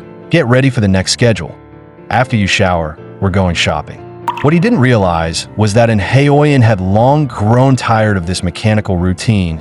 He could see this point. He was nothing more than a chess piece in his father's hand. And with no other choice, he could only accept it. This was never the kind of raider he wanted to become. Meanwhile, Min Jae-hyun arrived at the treasure site. To his shock, the treasure before him turned out to be Mistiltine. It was the legendary weapon that pierced the chest of Odin's son, Baldur, an artifact imbued with seemingly endless magical power, capable of growing alongside its wielder. Min Jae-hyun couldn't help but wonder whether this was yet another joke played on him by the Nanyel system. Completely absorbed in his thoughts, he failed to notice enro passing by behind him. At the moment, enro was accompanying his father through the mall, shopping for equipment that he asked helplessly, "Do we really need to buy this much?" His father replied flatly, "These are all for you." Someone aiming to become an S-rank raider can't be stingy over things like this. Enro hesitated before speaking up. "But if we spend this much, my mother's hospital bills this month." His father cut him off coldly. "Enough that I'll take care of the medical expenses. All you need to do is train seriously." And so, enro could only stand there like a puppet. He didn't understand why he was even there. Like a monkey in a zoo, on display for everyone to stare at and judge. He still remembered the day he first awakened his abilities. His mother had smiled and gently patted his head. From that moment on, he dreamed of becoming a raider, to bring even a small ray of light to that broken, suffocating home. But in his father's eyes, that dream was nothing more than something to be exploited. And so, enro gradually turned into a machine, carrying out the commands programmed by his father day after day. Just then, a dungeon rift suddenly appeared near the mall. enro froze on the spot. Walking ahead, his father urged impatiently, "Haoyan, what are you standing there for? Get over here. You're a genius destined to control the nation's future. If you get injured here, It would be a huge loss for the opening ceremony at Milan's academy. But when Enheoyan thought of the ordinary people who couldn't protect themselves, he immediately sprinted toward the dungeon. This was his only chance to prove that he was truly a raider. He wanted to confirm one thing: whether he was still a child his mother could be proud of. But the moment he laid eyes on the goblins, Enheoyan came to a dead stop. This was his first time facing these monsters up close. And even though they were low-level creatures, his entire body began to tremble uncontrollably. All Enheoyan could do was watch as the goblins lunged straight at him. Under their relentless pressure, he was completely frozen in place. At the critical moment, Min Jaehyun arrived in time and saved him. The powerful impact sent Enheoyan flying to the side. Min Jaehyun looked at the man on the ground and asked, "Are you Enheoyan?" The scene rewound to 2.5 minutes earlier, when Min Jaehyun had just purchased Miss Stilltime. At that moment, Park Hana had only just arrived at the shop where Min Jaehyun was. She couldn't help but wonder why he had bought such a strange-looking stone. Before Min Jaehyun could explain, an alarm announcing the appearance of a dungeon echoed through the mall. Min Jaehyun made the same choice as Enheoyan. He rushed straight out of the mall, the instinctive reaction of any raider. The moment he stepped outside, Min Jaehyun unleashed Sacred Arrow. A torrent of powerful magic rained down on the goblin horde. But the sheer number of monsters was overwhelming. There was no way Min Jaehyun could take them all down on his own. It was right here that he encountered the unfortunate prodigy, Enheoyan. Enheoyan couldn't help but wonder who the person in front of him really was. Min Jaehyun spoke first. "We can talk later. Right now, I need your help." Suddenly, a goblin appeared behind him, and Enheoyan immediately shouted, "Wait, behind you!" Before he could finish, Min Jaehyun had already eliminated the goblin in an instant. Min Jaehyun turned back and asked, "Are you just going to stand there? Get a grip. Pick up your weapon." The moment those words reached him, all of Enheoyan's anxiety and hesitation vanished. The figure standing before him was exactly what he believed a true raider should be.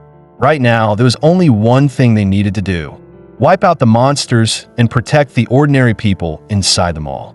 Min Jaehyun helped him regain his fighting spirit and asked, "Can you use taunt? If you can, draw some of the monsters' attention first.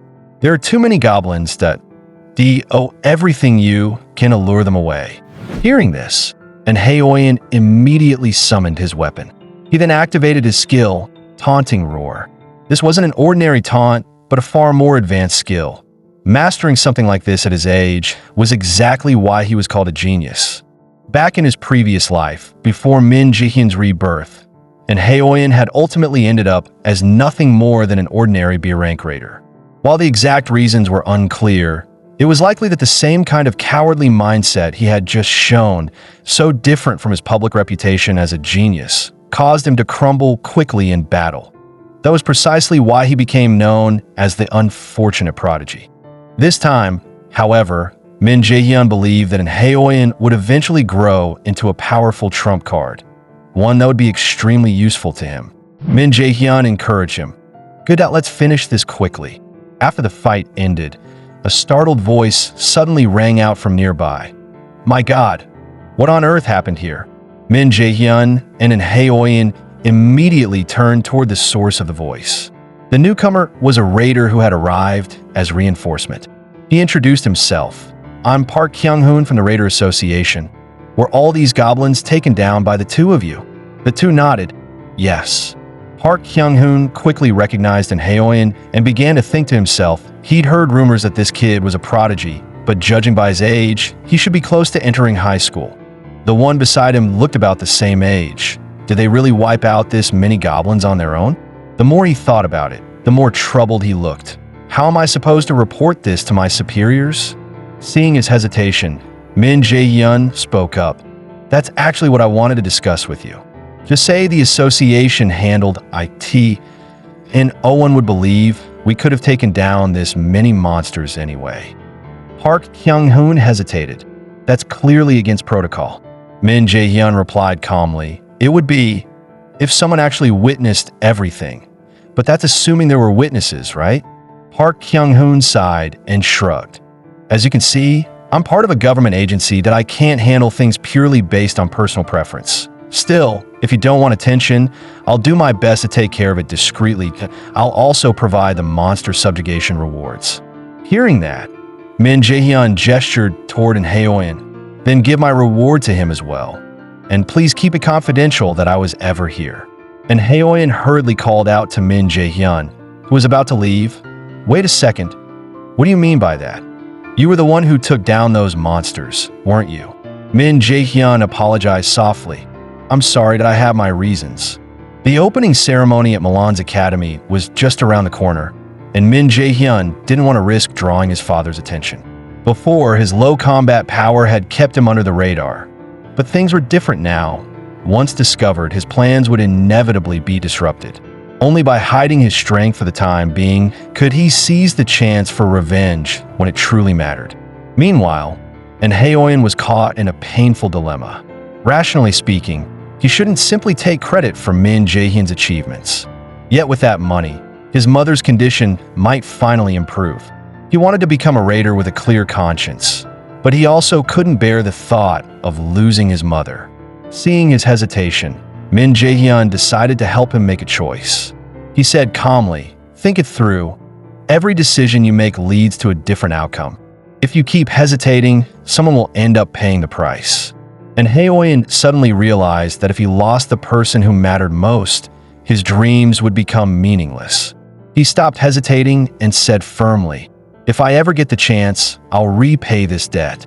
From that brief exchange alone, Park Kyung-hoon could tell that Min Jae-hyun possessed a level of maturity far beyond his years. He spoke up at the right moment. "Since you've reached an agreement, I'll handle it the way you suggested." With the matter settled, Min Jae-hyun didn't linger. "If that's decided, I'll be on my way." And Haeoin quickly stopped him. "At least tell me your name and how to contact you." Min Jae-hyun smiled. "No need to make things complicated. We're the same age, and we're both freshmen at Milan's academy that will definitely see each other again." Time quickly arrived at the enrollment day of Milan's academy. Carrying the title of martial-type prodigy, Haeoin soon drew the attention of the surrounding students. Another figure who caught their eyes was Su-Yaina. She was destined to become the future top of the raider popularity rankings. However, Su-Yaina was different from the others.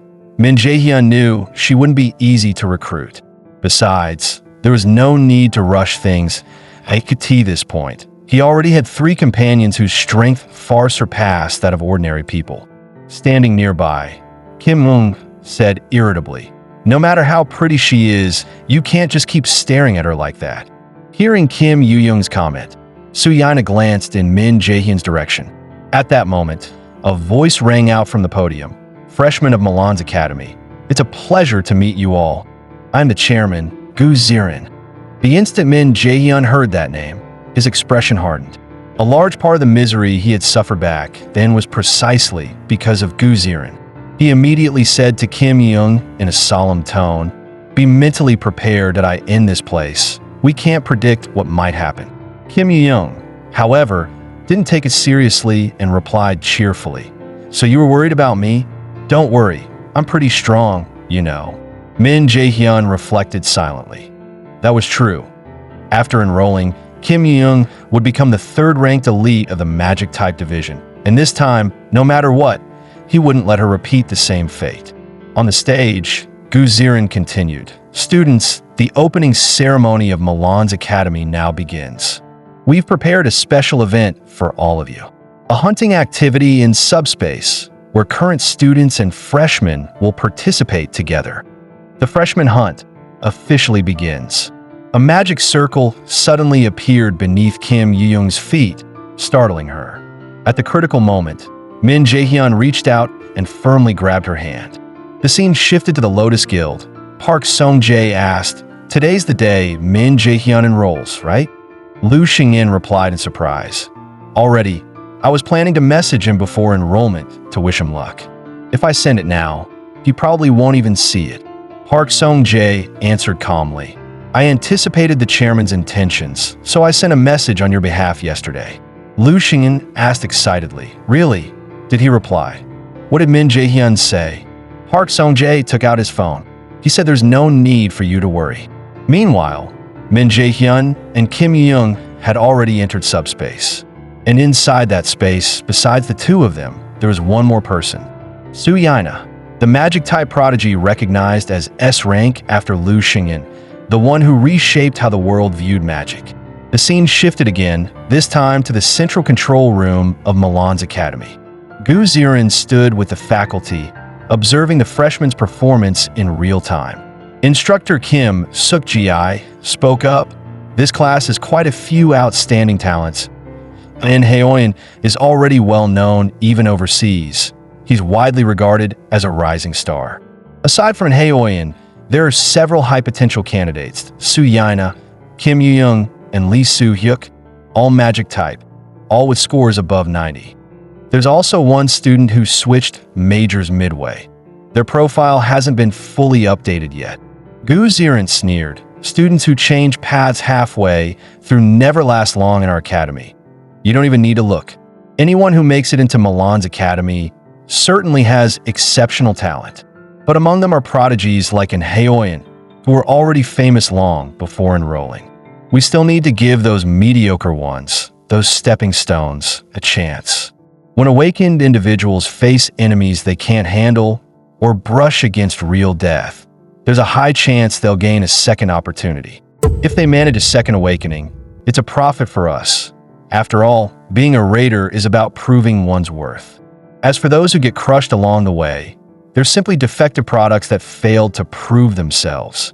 His task was to select the most outstanding prodigies and offer them to that great one. There was no time left to waste. Otherwise, that great one would surely grow displeased. The entrance ceremony at Milan's academy took the form of a hunting game held inside subspace. Subspace broke free from the constraints of time and space. Things that could never exist in reality were distorted into tangible forms here. Every year, 5% of the students were eliminated in this place. Such a brutal activity existed for one purpose only: to force students to confront their absolute limits. That was why Min Jae-hyun could not afford to lower his guard under any circumstances, especially in front of magic-type prodigy like Su-yana. Before long, Gu Ziran's projection appeared within subspace. From this moment on, I will explain the rules of the freshman hunt. According to regulations, everyone may only use skills of C rank or below. Each time you remove another participant's name tag, you will earn points. When upperclassmen take a freshman's tag, they receive 10,000 points. Conversely, if a freshman takes an upperclassman's tag, they earn 100,000 points. These points can be exchanged for facilities and resources within Milan's academy. For safety reasons, skill power has been reduced to the minimum. There's no need to worry about injuries. Participate actively in the game. Min Jae-hyun quickly noticed that Gu Ziran never mentioned restrictions on innate skills, nor any limitations on talent. The intention was obvious: to filter out the useless ones in advance, and to identify truly gifted freshmen as early as possible. Min Jae-hyun then said to Kim Young, "We'll be here for 3 days, now let's find a shelter first." Subspace was filled with traps and facilities that if they wanted to survive for 3 days, finding a shelter was the top priority. Kim Young lowered her voice. "Wouldn't it be safer if we teamed up with her? She looks like a magic-type student too. Wouldn't an extra person help?" Min Jae-hyun weighed the idea silently. Recruiting Su-yana would certainly be ideal, but she was an extremely unstable variable. In the future, there would be countless reports of her losing control and putting numerous lives in danger. After a brief pause, he said, "This isn't a decision we can make lightly. How can you be sure she won't betray us? Look at her. She's on high alert. Her eyes are full of distrust toward us." To his surprise, Kim Young shook her head. "I don't feel any of that at all. The way she feels right now, it's exactly like you when you were a kid." With that, Kim Young walked straight towards Su-yana. "If you're willing, would you like to team up with us? Both of us are magic type too. This event is clearly stacked against freshmen. The more people we have, the easier it'll be to fight." Su-yana looked upward and replied calmly, "Whether we team up or not, we'll have to decide that in a moment." The next instant, A fierce gust roared overhead. As the dust settled, two figures appeared. Didn't expect to find 3 freshmen this fast. Looks like earning points this year will be easy. The newcomers were upperclassmen Shen Junshang and Quan Xiaolu from Milan's academy. Quan Xiaolufroned. Why are there 3? I clearly sensed only 2. She quickly realized she couldn't sense Min Jaehyun's presence at all. Kim Young said nervously, "Those 2 upperclassmen are martial type. Shouldn't we retreat first?" Min Jaehyun answered decisively, "No, we can't escape. We have to deal with them here." Based on memories from his previous life, he knew Quan Xiaolu's innate skill all too well. She could track designated targets within a 300-kilometer radius. If they didn't take care of them now, once more upperclassmen joined in, they'd stand no chance. Shen Junshang laughed excitedly. "Since the points are right in front of us, I won't hold back." With that, he charged straight toward the 3 of them. Unexpectedly, the strike was effortlessly dodged by Min Jaehyun. Min Jaehyun said calmly, "It's been a long time since anyone dared to swing a sword at me." Enraged, Shen Junshang slashed again. "Any freshman who can dodge my attacks, I'd know them, and you're just a magic-type freshman." But in the next instant, his blade was firmly caught in Min Jaehyun's hand. Min Jaehyun spoke coldly. "Someone as stupid as you surviving this long. That's impressive in its own way." With that, he crushed Shen Junshang's sword with his bare hand. The sight stunned Su Yaina on the spot. Min Jaehyun continued, "I'll give you 3 seconds. Hand over your name tag, and I'll spare you." But Shen Junshang was already terrified, unable to react within such a short span of time. After 3 seconds passed, Min Jaehyun said flatly, "I gave you a chance. You chose not to take it." He then threw a single punch straight at Shen Junshang. Quan Xiaolu never imagined her partner would be eliminated so quickly. Meanwhile, inside the central control room, Kim Suk-ji remarked, "A freshman has finally taken a name tag." As his words fell, the system announced that contestant Min Jaehyun had earned 100,000 points. Instructor Young Isu froze in shock. He immediately turned to instructor Park Ha-jun and asked in a low voice, "Is there a system error? Why isn't this in Haoyan?" Park Ha-jun hurriedly checked the system before replying, "Instructor Young, there are no abnormalities in the system." At that moment, a thrilled smile spread across Gu Ziren's face. Min Jaehyun. Clearly, he had taken a strong interest in that name. The scene returned to the subspace. Quan Xiaolu exclaimed in shock, "Why have I never heard that name before? Who exactly are you?" Min Jaehyun ignored her completely and spoke directly to Kim Yoo-young. "I sent you a party invite. Accept it now. We'll take care of the last one together." Kim Yoo-young was full of confusion. Why had Min Jaehyun suddenly become this strong? Su Yaina said nothing, silently drawing her weapon instead. Even without a monster like Min Jaehyun, there was no way Quan Xiaolu could win a 1 versus 3 fight. Realizing that, she immediately decided to take down one target first and then escape in the chaos. Unfortunately for her, that attack was also easily dodged by Kim Yoo-young. If Kim Yoo-young were an ordinary person, the tactic might have worked, but unfortunately, she wasn't. After evading the attack, Kim Yoo-young instantly activated Bind on Quan Xiaolu. Slipping through the restraint, Quan Xiaolu quickly hurled the throwing knives in her hand. Luckily, Kim Yoo-young raised a magical barrier in time, blocking the strike. Min Jaehyun knew very well that Kim Yoo-young alone still couldn't overpower an upperclassman head-on. Just as he was about to step in, he heard Su Yaina's quiet spell chanting. What she cast was her innate skill, sort of all-fine. In almost an instant, Quan Xiaolu was completely defeated by Su Yaina's attack. Only then did she finally realize the truth. The 3 freshmen standing before her were all monsters.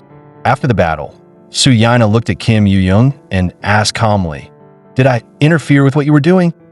Kim Yoo-young waved her hands quickly. "No, not all. You actually saved me just now."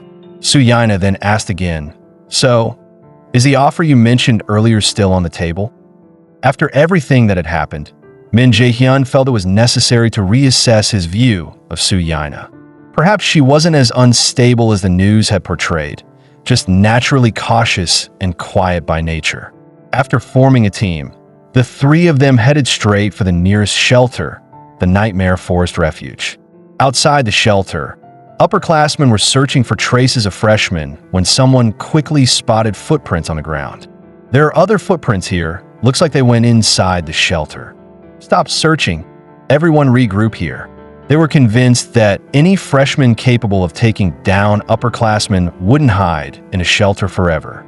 So they decided to camp outside the entrance, waiting for their prey to come out. What they didn't know was that Min Jae-hyun's group had already noticed their movements. A sudden attack struck, instantly eliminating one of the upperclassmen in the crowd. That act was nothing short of a direct insult to the upperclassmen. Following the lingering trail of magic, they quickly spotted Kim Yoo-young hiding nearby. They rushed after her, completely unaware that they had already fallen into Min Jae-hyun's trap. Kim Yoo-young glanced back and taunted them. "So many of you, and you still can't catch me? Isn't that embarrassing?" The leading upperclassman roared. "You little bastard, stop right there." Unbeknownst to them, Kim Yoo-young was secretly mocking their simple-mindedness. In truth, Min Jae-hyun had anticipated this situation long before it happened. While the shelter was safe, staying there forever was never an option. They needed supplies, and more importantly, they needed points. Their real objective was to hunt the upperclassmen instead. At that moment, Kim Yoo-young activated Wind Step. She had already lured them into a dense area of paralyzing spore mushrooms, exactly as planned. It turned out Min Jae-hyun had asked Lee Jae-sang beforehand about ways to resist the effects of the paralyzing spores. After thinking for a moment, Lee Jae-sang replied, "There's no reliable way to prevent it for now, but the sap from osmanthus branches can neutralize the toxin." Min Jae-hyun answered immediately, "If it can cure it, that's enough." "Thanks, bro." With that, Min Jae-hyun's group began searching the subspace for osmanthus tree sap. After all, this game had been designed specifically for martial-type students, with nearly every rule placing magic types at a severe disadvantage. For someone like Kim Yoo-young, who lacked an innate skill, direct offensive options were almost non-existent. Min Jae-hyun quickly laid out a plan. "We'll turn this around using basic skills. Can you use a swap skill?" Su Ina asked curiously. "A spell that only switches positions with teammates. How could that possibly turn the tide?" Min Jae-hyun raised the collected osmanthus sap and said, "Relax. With this, we can go all out." Back in the present, the upperclassmen also began to sense that something was off. They realized that continuing to chase Kim Yoo-young would force them into the range of the paralyzing spore mushrooms. For a moment, hesitation spread through the group. A heated argument broke out between Park Sung-hyuk and Oh Jin-hyuk that, "Oh snapped, we're already this far. Are you really suggesting we back off now?" Park replied grimly, "If we turn back now, we still have time." Oh Jin-hyuk shouted, "That freshman eliminated Kim Sung-hun, and you're saying this now?"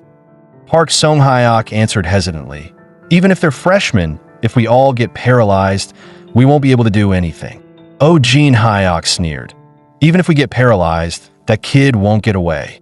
Park Sung-hyuk, you stay here. Stand outside the paralysis zone and keep watch. The rest of you, come with me that I'll show them that cheap tricks won't save them. Oh Jin-hyuk knew full well that Kim Yoo-young was trying to lure them into a trap so her teammates could ambush them. But at this point, his anger had completely overwhelmed his judgment. And besides, they had never taken magic-type freshmen seriously to begin with. At last, Oh Jin-hyuk caught up with Kim Yoo-young and snarled, "So this is it, brat. You've got nowhere left to run. You little pest really enjoyed making things this complicated, didn't you?" Kim Yoo-young mocked him. "Then come over here. Or are you too scared? You were talking big a moment ago. What happened? Why isn't anyone moving now?" Provoked by her taunts, the upperclassmen rushed forward in fury. Kim Yoo-young immediately triggered the paralyzing spore mushrooms beneath her feet. The explosion sent spores everywhere, plunging all living beings within a 50-meter radius into a paralysis lasting 2 full hours. At the same time, Min Jae-hyun noticed the flash from the spore detonation in the distance. He turned to Su Ina and said, "Looks like it's our turn."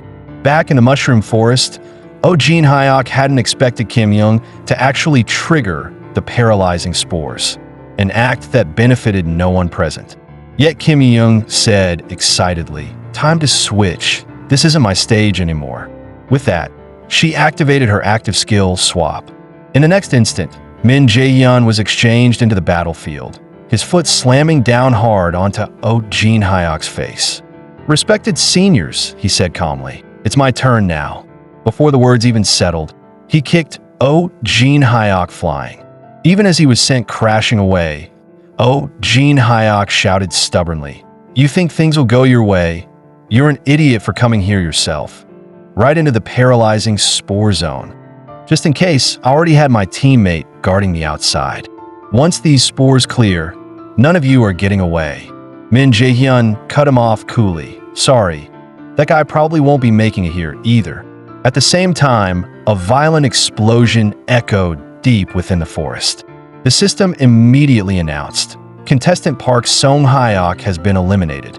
And the one who eliminated him was none other than Soo Ina. The moment Oh Jin-hyuk saw the notification, he froze in disbelief. Min Jae-hyun spoke calmly. "Didn't I tell you that guy wasn't going to make it?" It was then that Oh Jin-hyuk realized something shocking.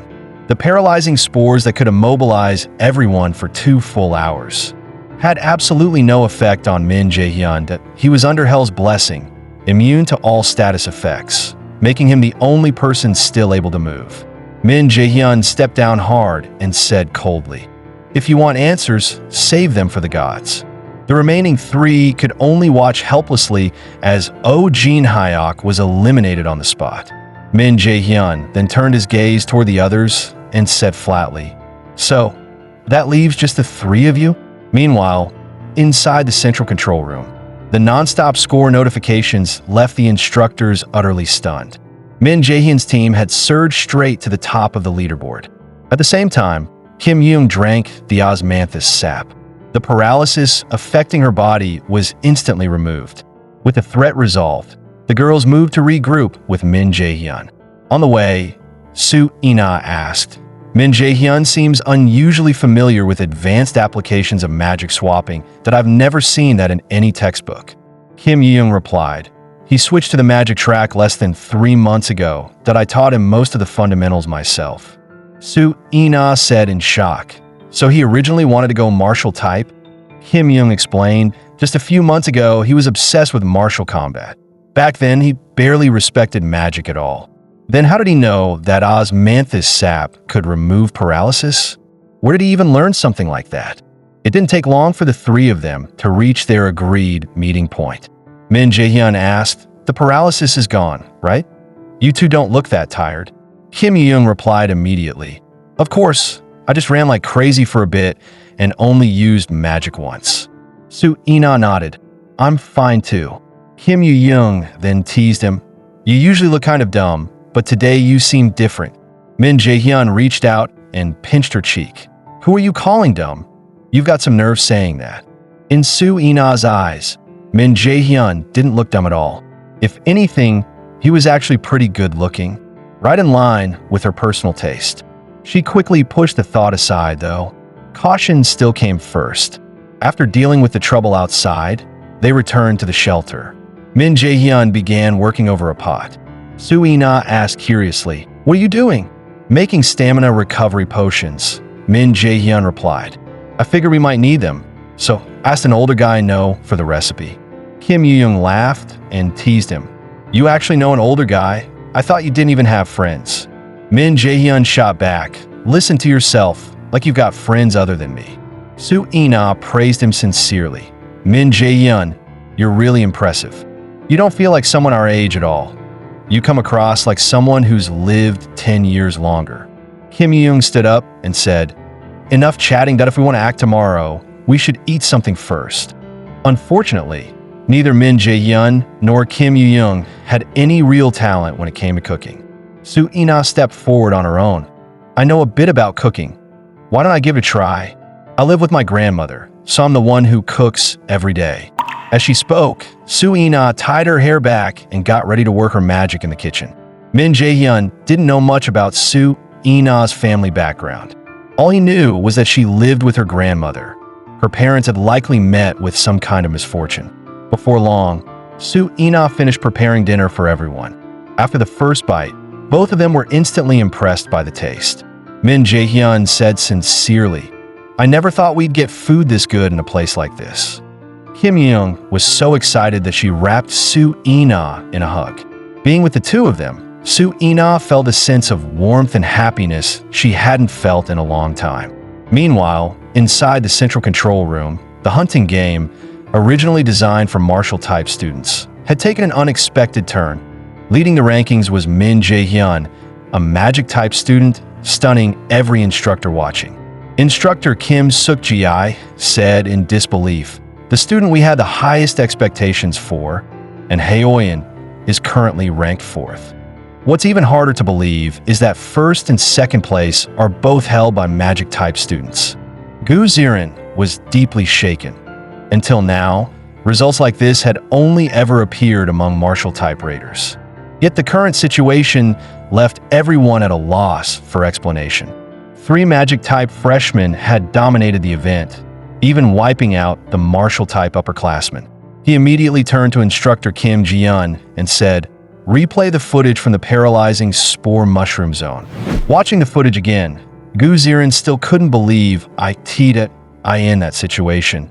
Min Jae-hyun had shown not only decisiveness, but astonishing judgment and combat ability strong enough to overwhelm martial types. He didn't resemble a magic-type student at all. If anything, he looked like a seasoned martial-type raider, and the most unbelievable part was that he was still a freshman. However, Min Jae-hyun's data still hadn't been updated. At that moment, Park Ha-jun rushed in with a stack of documents. "Chairman, we found Min Jae-hyun's information, but I'm not sure how reliable it is." Gu Ziren frowned. "What do you mean you're not sure it's reliable? Calm down and explain it clearly. What exactly is going on?" Instead of answering directly, Park Ha-jun handed over the file. "Please take a look yourself. Min Jae-hyun's magic type compatibility is at 97%. The instant he saw the number, Gu Ziren could hardly believe his eyes. At the same time, the excitement welling up inside him became impossible to suppress. "I want to confirm it personally," Gu Ziren said slowly. "I want to see just how exceptional this talent really is." Instructor Kim Suk-ji asked from the side, "Does that mean you plan to intervene in the assessment directly?" Gu Ziren nodded. "Yes, I can't wait any longer to meet this kid. Why don't we design a little game of our own?" Meanwhile, Min Jae-hyun's team had already reached a score of 1.1 million points, practically securing first place on the freshman rankings. Since no more upperclassmen were heading into the Nightmare Forest, they had no choice but to leave their temporary shelter. After all, if they wanted more points, they had to keep moving. Kim Young stretched lazily and said, "Looks like we don't have a choice. Time to get ready."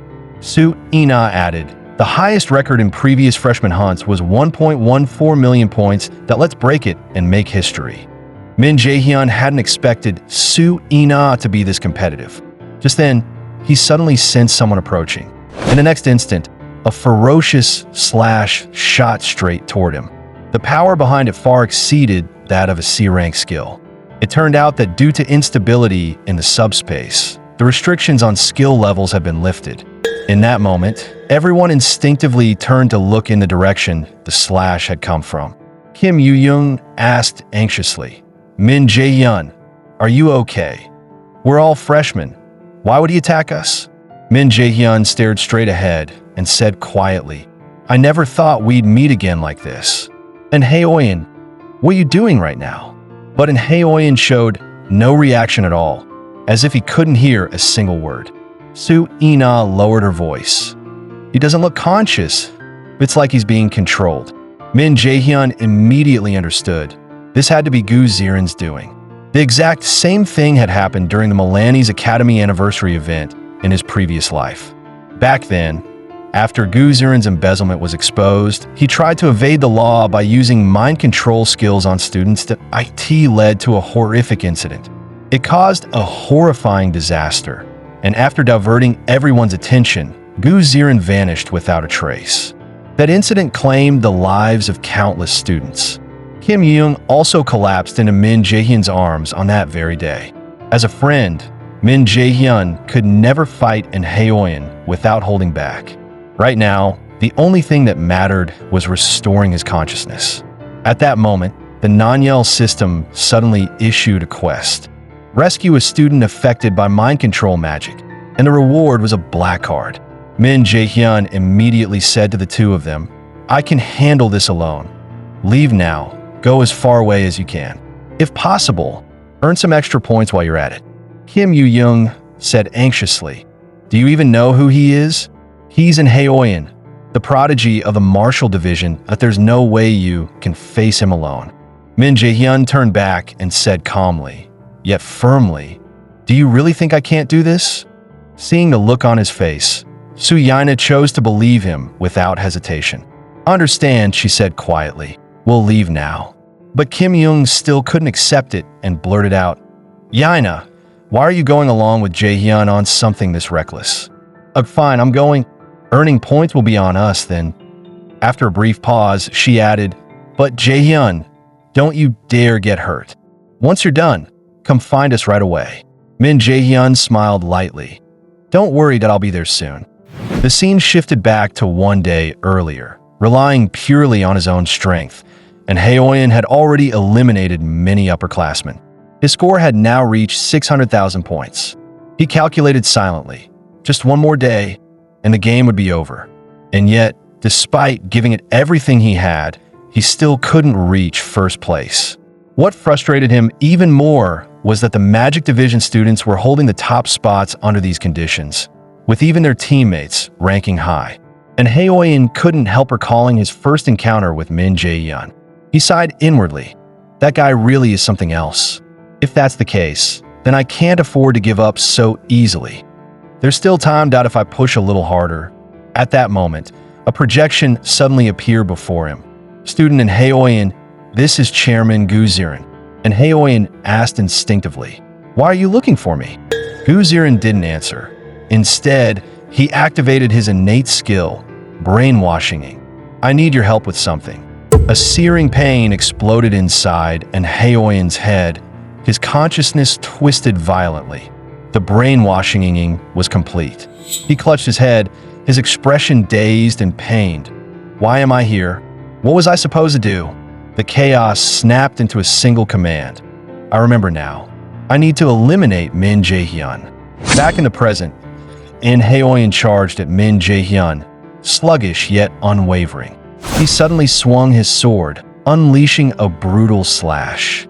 Min Jae-hyun leapt lightly, avoiding the strike with ease. He recognized it instantly, and Haeoin's A-rank skill, Martial Apex. When the attack failed, and Haeoin immediately closed the distance. Min Jae-hyun frowned. The first time they met, this guy had been nothing special. But now, his control, his timing, everything felt completely different. In terms of raw physical ability, Min Jae-hyun was actually at a disadvantage. With nothing but his shield, and Haeoin slammed him straight into the air. Min Jae-hyun twisted midair, barely dispersing the overwhelming force. The moment he landed, he activated Wind Step. His speed surged beyond and Haeoin's reach. Using that advantage, he slipped behind and Haeoin in an instant. Lightning crackled in his palm. He was ready to end this pointless fight with lightning chains. But to his surprise, and Haeoin retreated at the exact right moment. Before his eyes could even fully track Min Jae-hyun's movement, his body had already reacted on instinct alone. As expected of a prodigy born with extraordinarily sharp combat instincts, Min Jae-hyun knew this fight would not be as easy as he had imagined. In theory, using absolute calculation would be enough to break the brainwashing. But the real problem was that Gu-zirin was definitely watching this battle from the control room. He was probably even wearing that disgusting, self-satisfied grin. At this moment, and Haeoin had fully ignited Min Jae-hyun's competitive drive. More than winning, Min Jae-hyun wanted Gu-zirin to pay. Step by step, he closed in on Haeoin. In the control room, Jung Ishio stared at the scene in disbelief. That I'm not mistaken, am I? A magic type student fighting in close quarters like a martial type. and actually gaining the upper hand. And his opponent was an Haoyan, the martial-type prodigy. The sight made it impossible for Zheng Yixio to believe her own eyes. She clenched her sleeve tightly, shock flooding her mind. How is this possible? How? Is he doing this? A magic type defeating a martial type was supposed to be impossible. That belief had been burned deep into her heart through every battle she'd fought as a magic type raider. Yet now, the impossible was unfolding right before everyone's eyes. At this point, an Haoyan had completely lost the ability to fight back. Min Jaehyun looked at him and said calmly, "I didn't intend to go this far, but your body's tough. You should be able to stand up again soon. So now it's time to deal with them." With that, Min Jaehyun turned his gaze toward the people inside the control room. In the next instant, the surveillance screen was flooded with blinding white light. The instructors in the control room cried out in shock. What happened? Why did the screen suddenly turn white? Guziran snatched the remote control straight out of an instructor's hands. No matter how many buttons he pressed, the image refused to change. Beside him, Kim Ji-eun said, "It looks like he used a spell to cut off the feed, shining word." Guziran crushed the remote in his grip. "That little brat, so that's how you want to play it." Instructor Kim Suki, listen carefully. "Once this event ends, bring that student, Min Jaehyun, to my office." Kim Suki hesitated. "Are we really making that decision this quickly?" Guziran looked at him with a smile that didn't reach his eyes. "Instructor Kim Suki, do you know why he cut off the feed, even after winning? Because he understands how to increase his own value." Meanwhile, Min Jaehyun had already stepped in front of an Haoyan. He activated absolute calculation, breaking the brainwashing spell. "Are you a bit clearer now?" Min Jaehyun asked, and Haoyan tried to stand, but a wave of pain surged through his body. In the end, he collapsed to the ground, trembling violently. Min Jaehyun said, "Sorry about that. You suddenly rushed in and attacked me." And Haoyan asked in confusion, "I attacked you? Why would I do something like that?" Min Jaehyun explained, "You were hit by a mental control type spell." Only then did an Haoyan recall hearing a strange voice earlier. But that kind of spell is definitely above her rank. The subspace clearly restricts skills to C rank and below. Min Jaehyun replied, "Maybe the subspace malfunctioned, or someone interfered directly." And Haoyan pressed on, "Do you know who did it? Why would they do this?" Min Jaehyun shook his head. "I can't say for sure, but anyone capable of pulling off something on this scale isn't someone ordinary people can afford to provoke." Still, Min Jaehyun was certain of one thing. Someday, an Haoyan would see Guziran for who he truly was. And Haoyan struggled to his feet, only to realize the pain in his body hadn't eased at all. Meanwhile, Min Jaehyun stood nearby as if nothing had happened, thinking about the gap between them, and Haoyan clenched his fists tightly. Then he spoke up, his voice low. "I'm really sorry, truly." Min Jaehyun shrugged. "If you can still move, I'll be heading out. Make the most of the time you have left." But just then, an Haoyan tossed something toward him. Min Jaehyun opened his hand and found an Haoyan's name tag. His expression turned serious. "What are you doing? You know, losing your name tag is basically the same as being eliminated." "It's fine," and Haoyan replied. "I may not be as strong as you, but I've got plenty of points. And I lost to you fair and square. This belongs to you. But next time, I won't lose. When that happens, I'll take this name tag back with my own hands." Min Jaehyun looked down at the name tag that IT was only worth 10,000 points. Yet to him, it meant far more than that. Once, he had longed for martial-type power, longed for recognition from a martial-type prodigy. This sense of achievement was something he had never felt before. The boy who once could only envy martial-type raiders had now defeated a martial-type genius with his own hands and earned his recognition. For Min Jaehyun, this was the most fulfilling moment since his return. He could clearly feel it. He had finally stepped beyond that fragile, painful past. Before long, the freshman hunting game came to an end. Min Jaehyun shattered the previous record with 1.53 million points. Jin Young shot him an annoyed look at his shamelessly smug expression. "That's a historic high. Shouldn't you be a little happier about it?" I'm not wrong, am I? Su Ina, however, looked genuinely frustrated.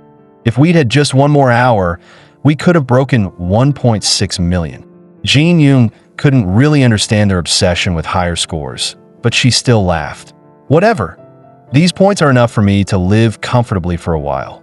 Min Jae-hyun replied, Of course. Multiply our points by 10. That's basically real-world money. That means you earn about 15.3 million. I took first place, and you two tied for second. There should also be an extra 1 million point bonus. Realizing how much she'd actually earned, Jin Young nearly threw herself at Min Jae-hyun. Compared to them, the rest of the students could only watch with envy. At that moment, a tall figure stepped forward through the crowd. Hello, everyone. I'm instructor Kim Suk-ji.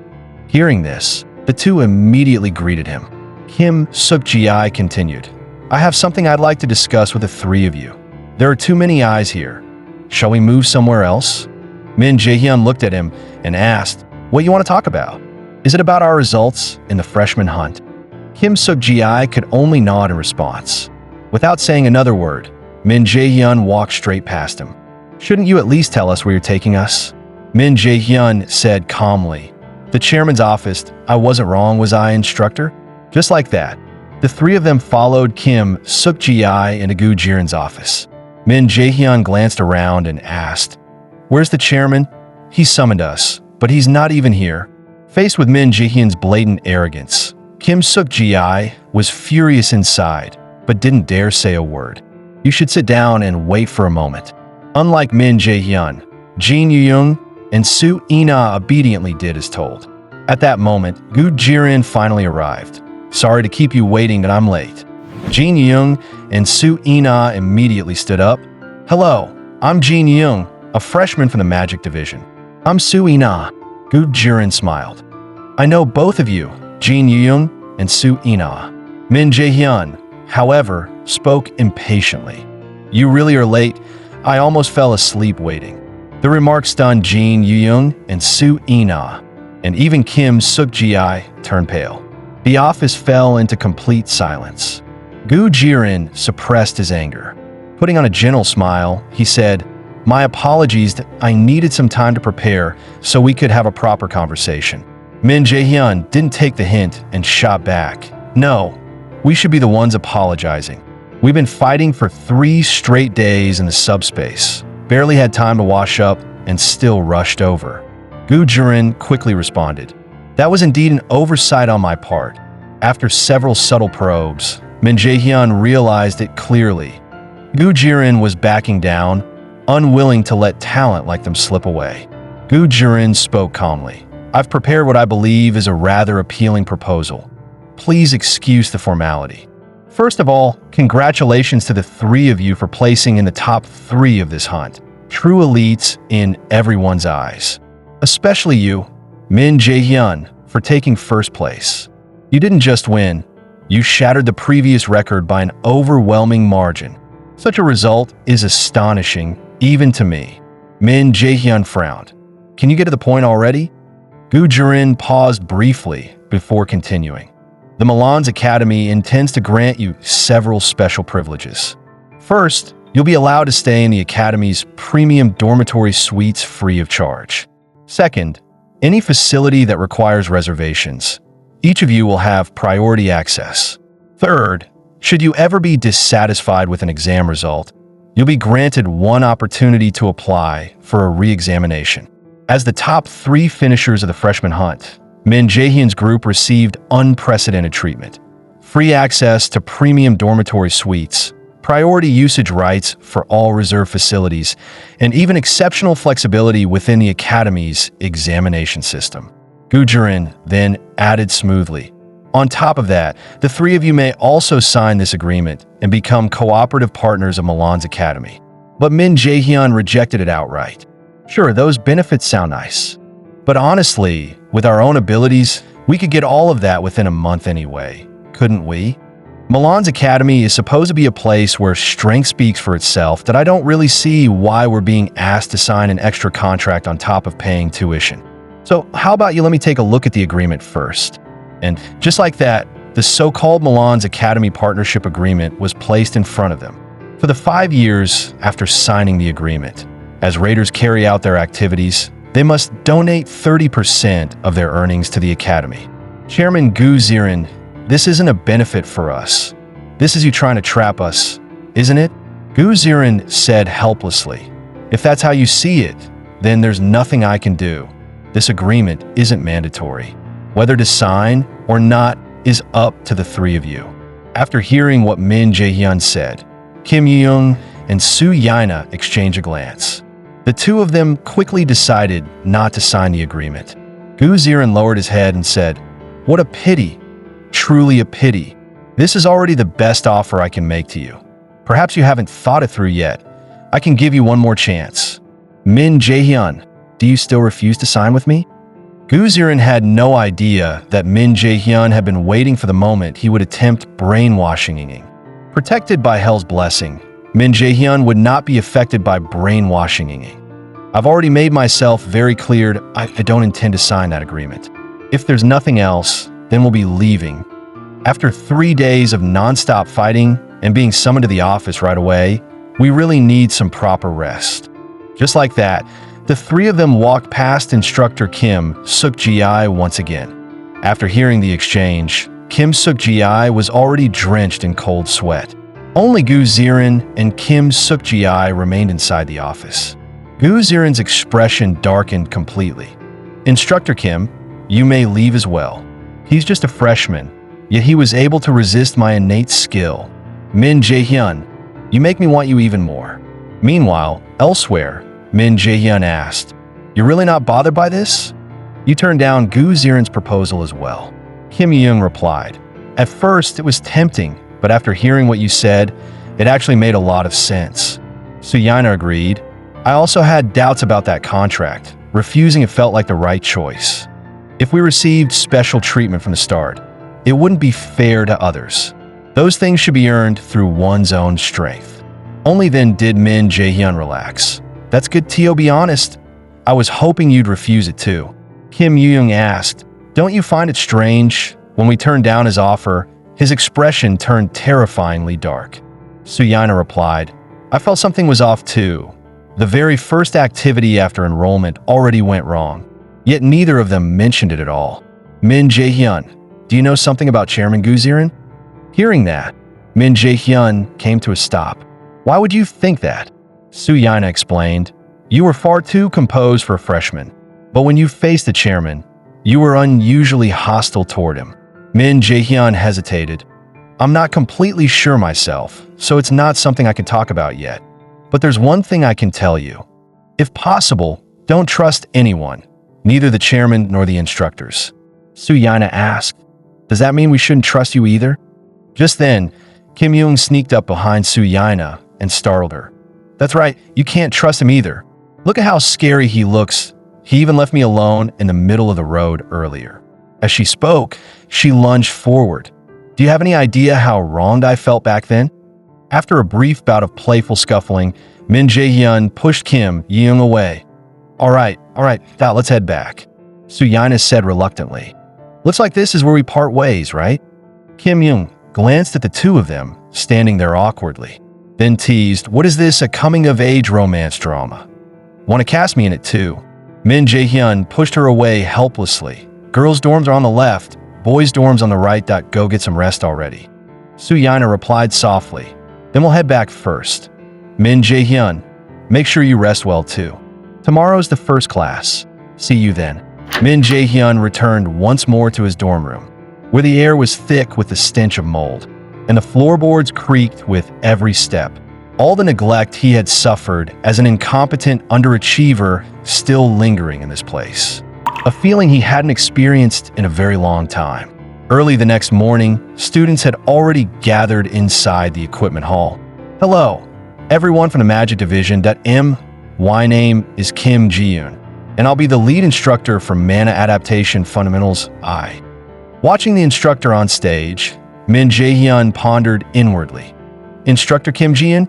I don't remember her from my previous life. Maybe because I was in the Martial Division back then, I never paid much attention. And she also left Milan's Academy not long after. which wasn't difficult to understand, since being an instructor at Milan's academy was far from easy, a fact acknowledged by most awakeners. Though there were exceptions like Kim Suki, who stayed purely out of obsession with Guziran's money.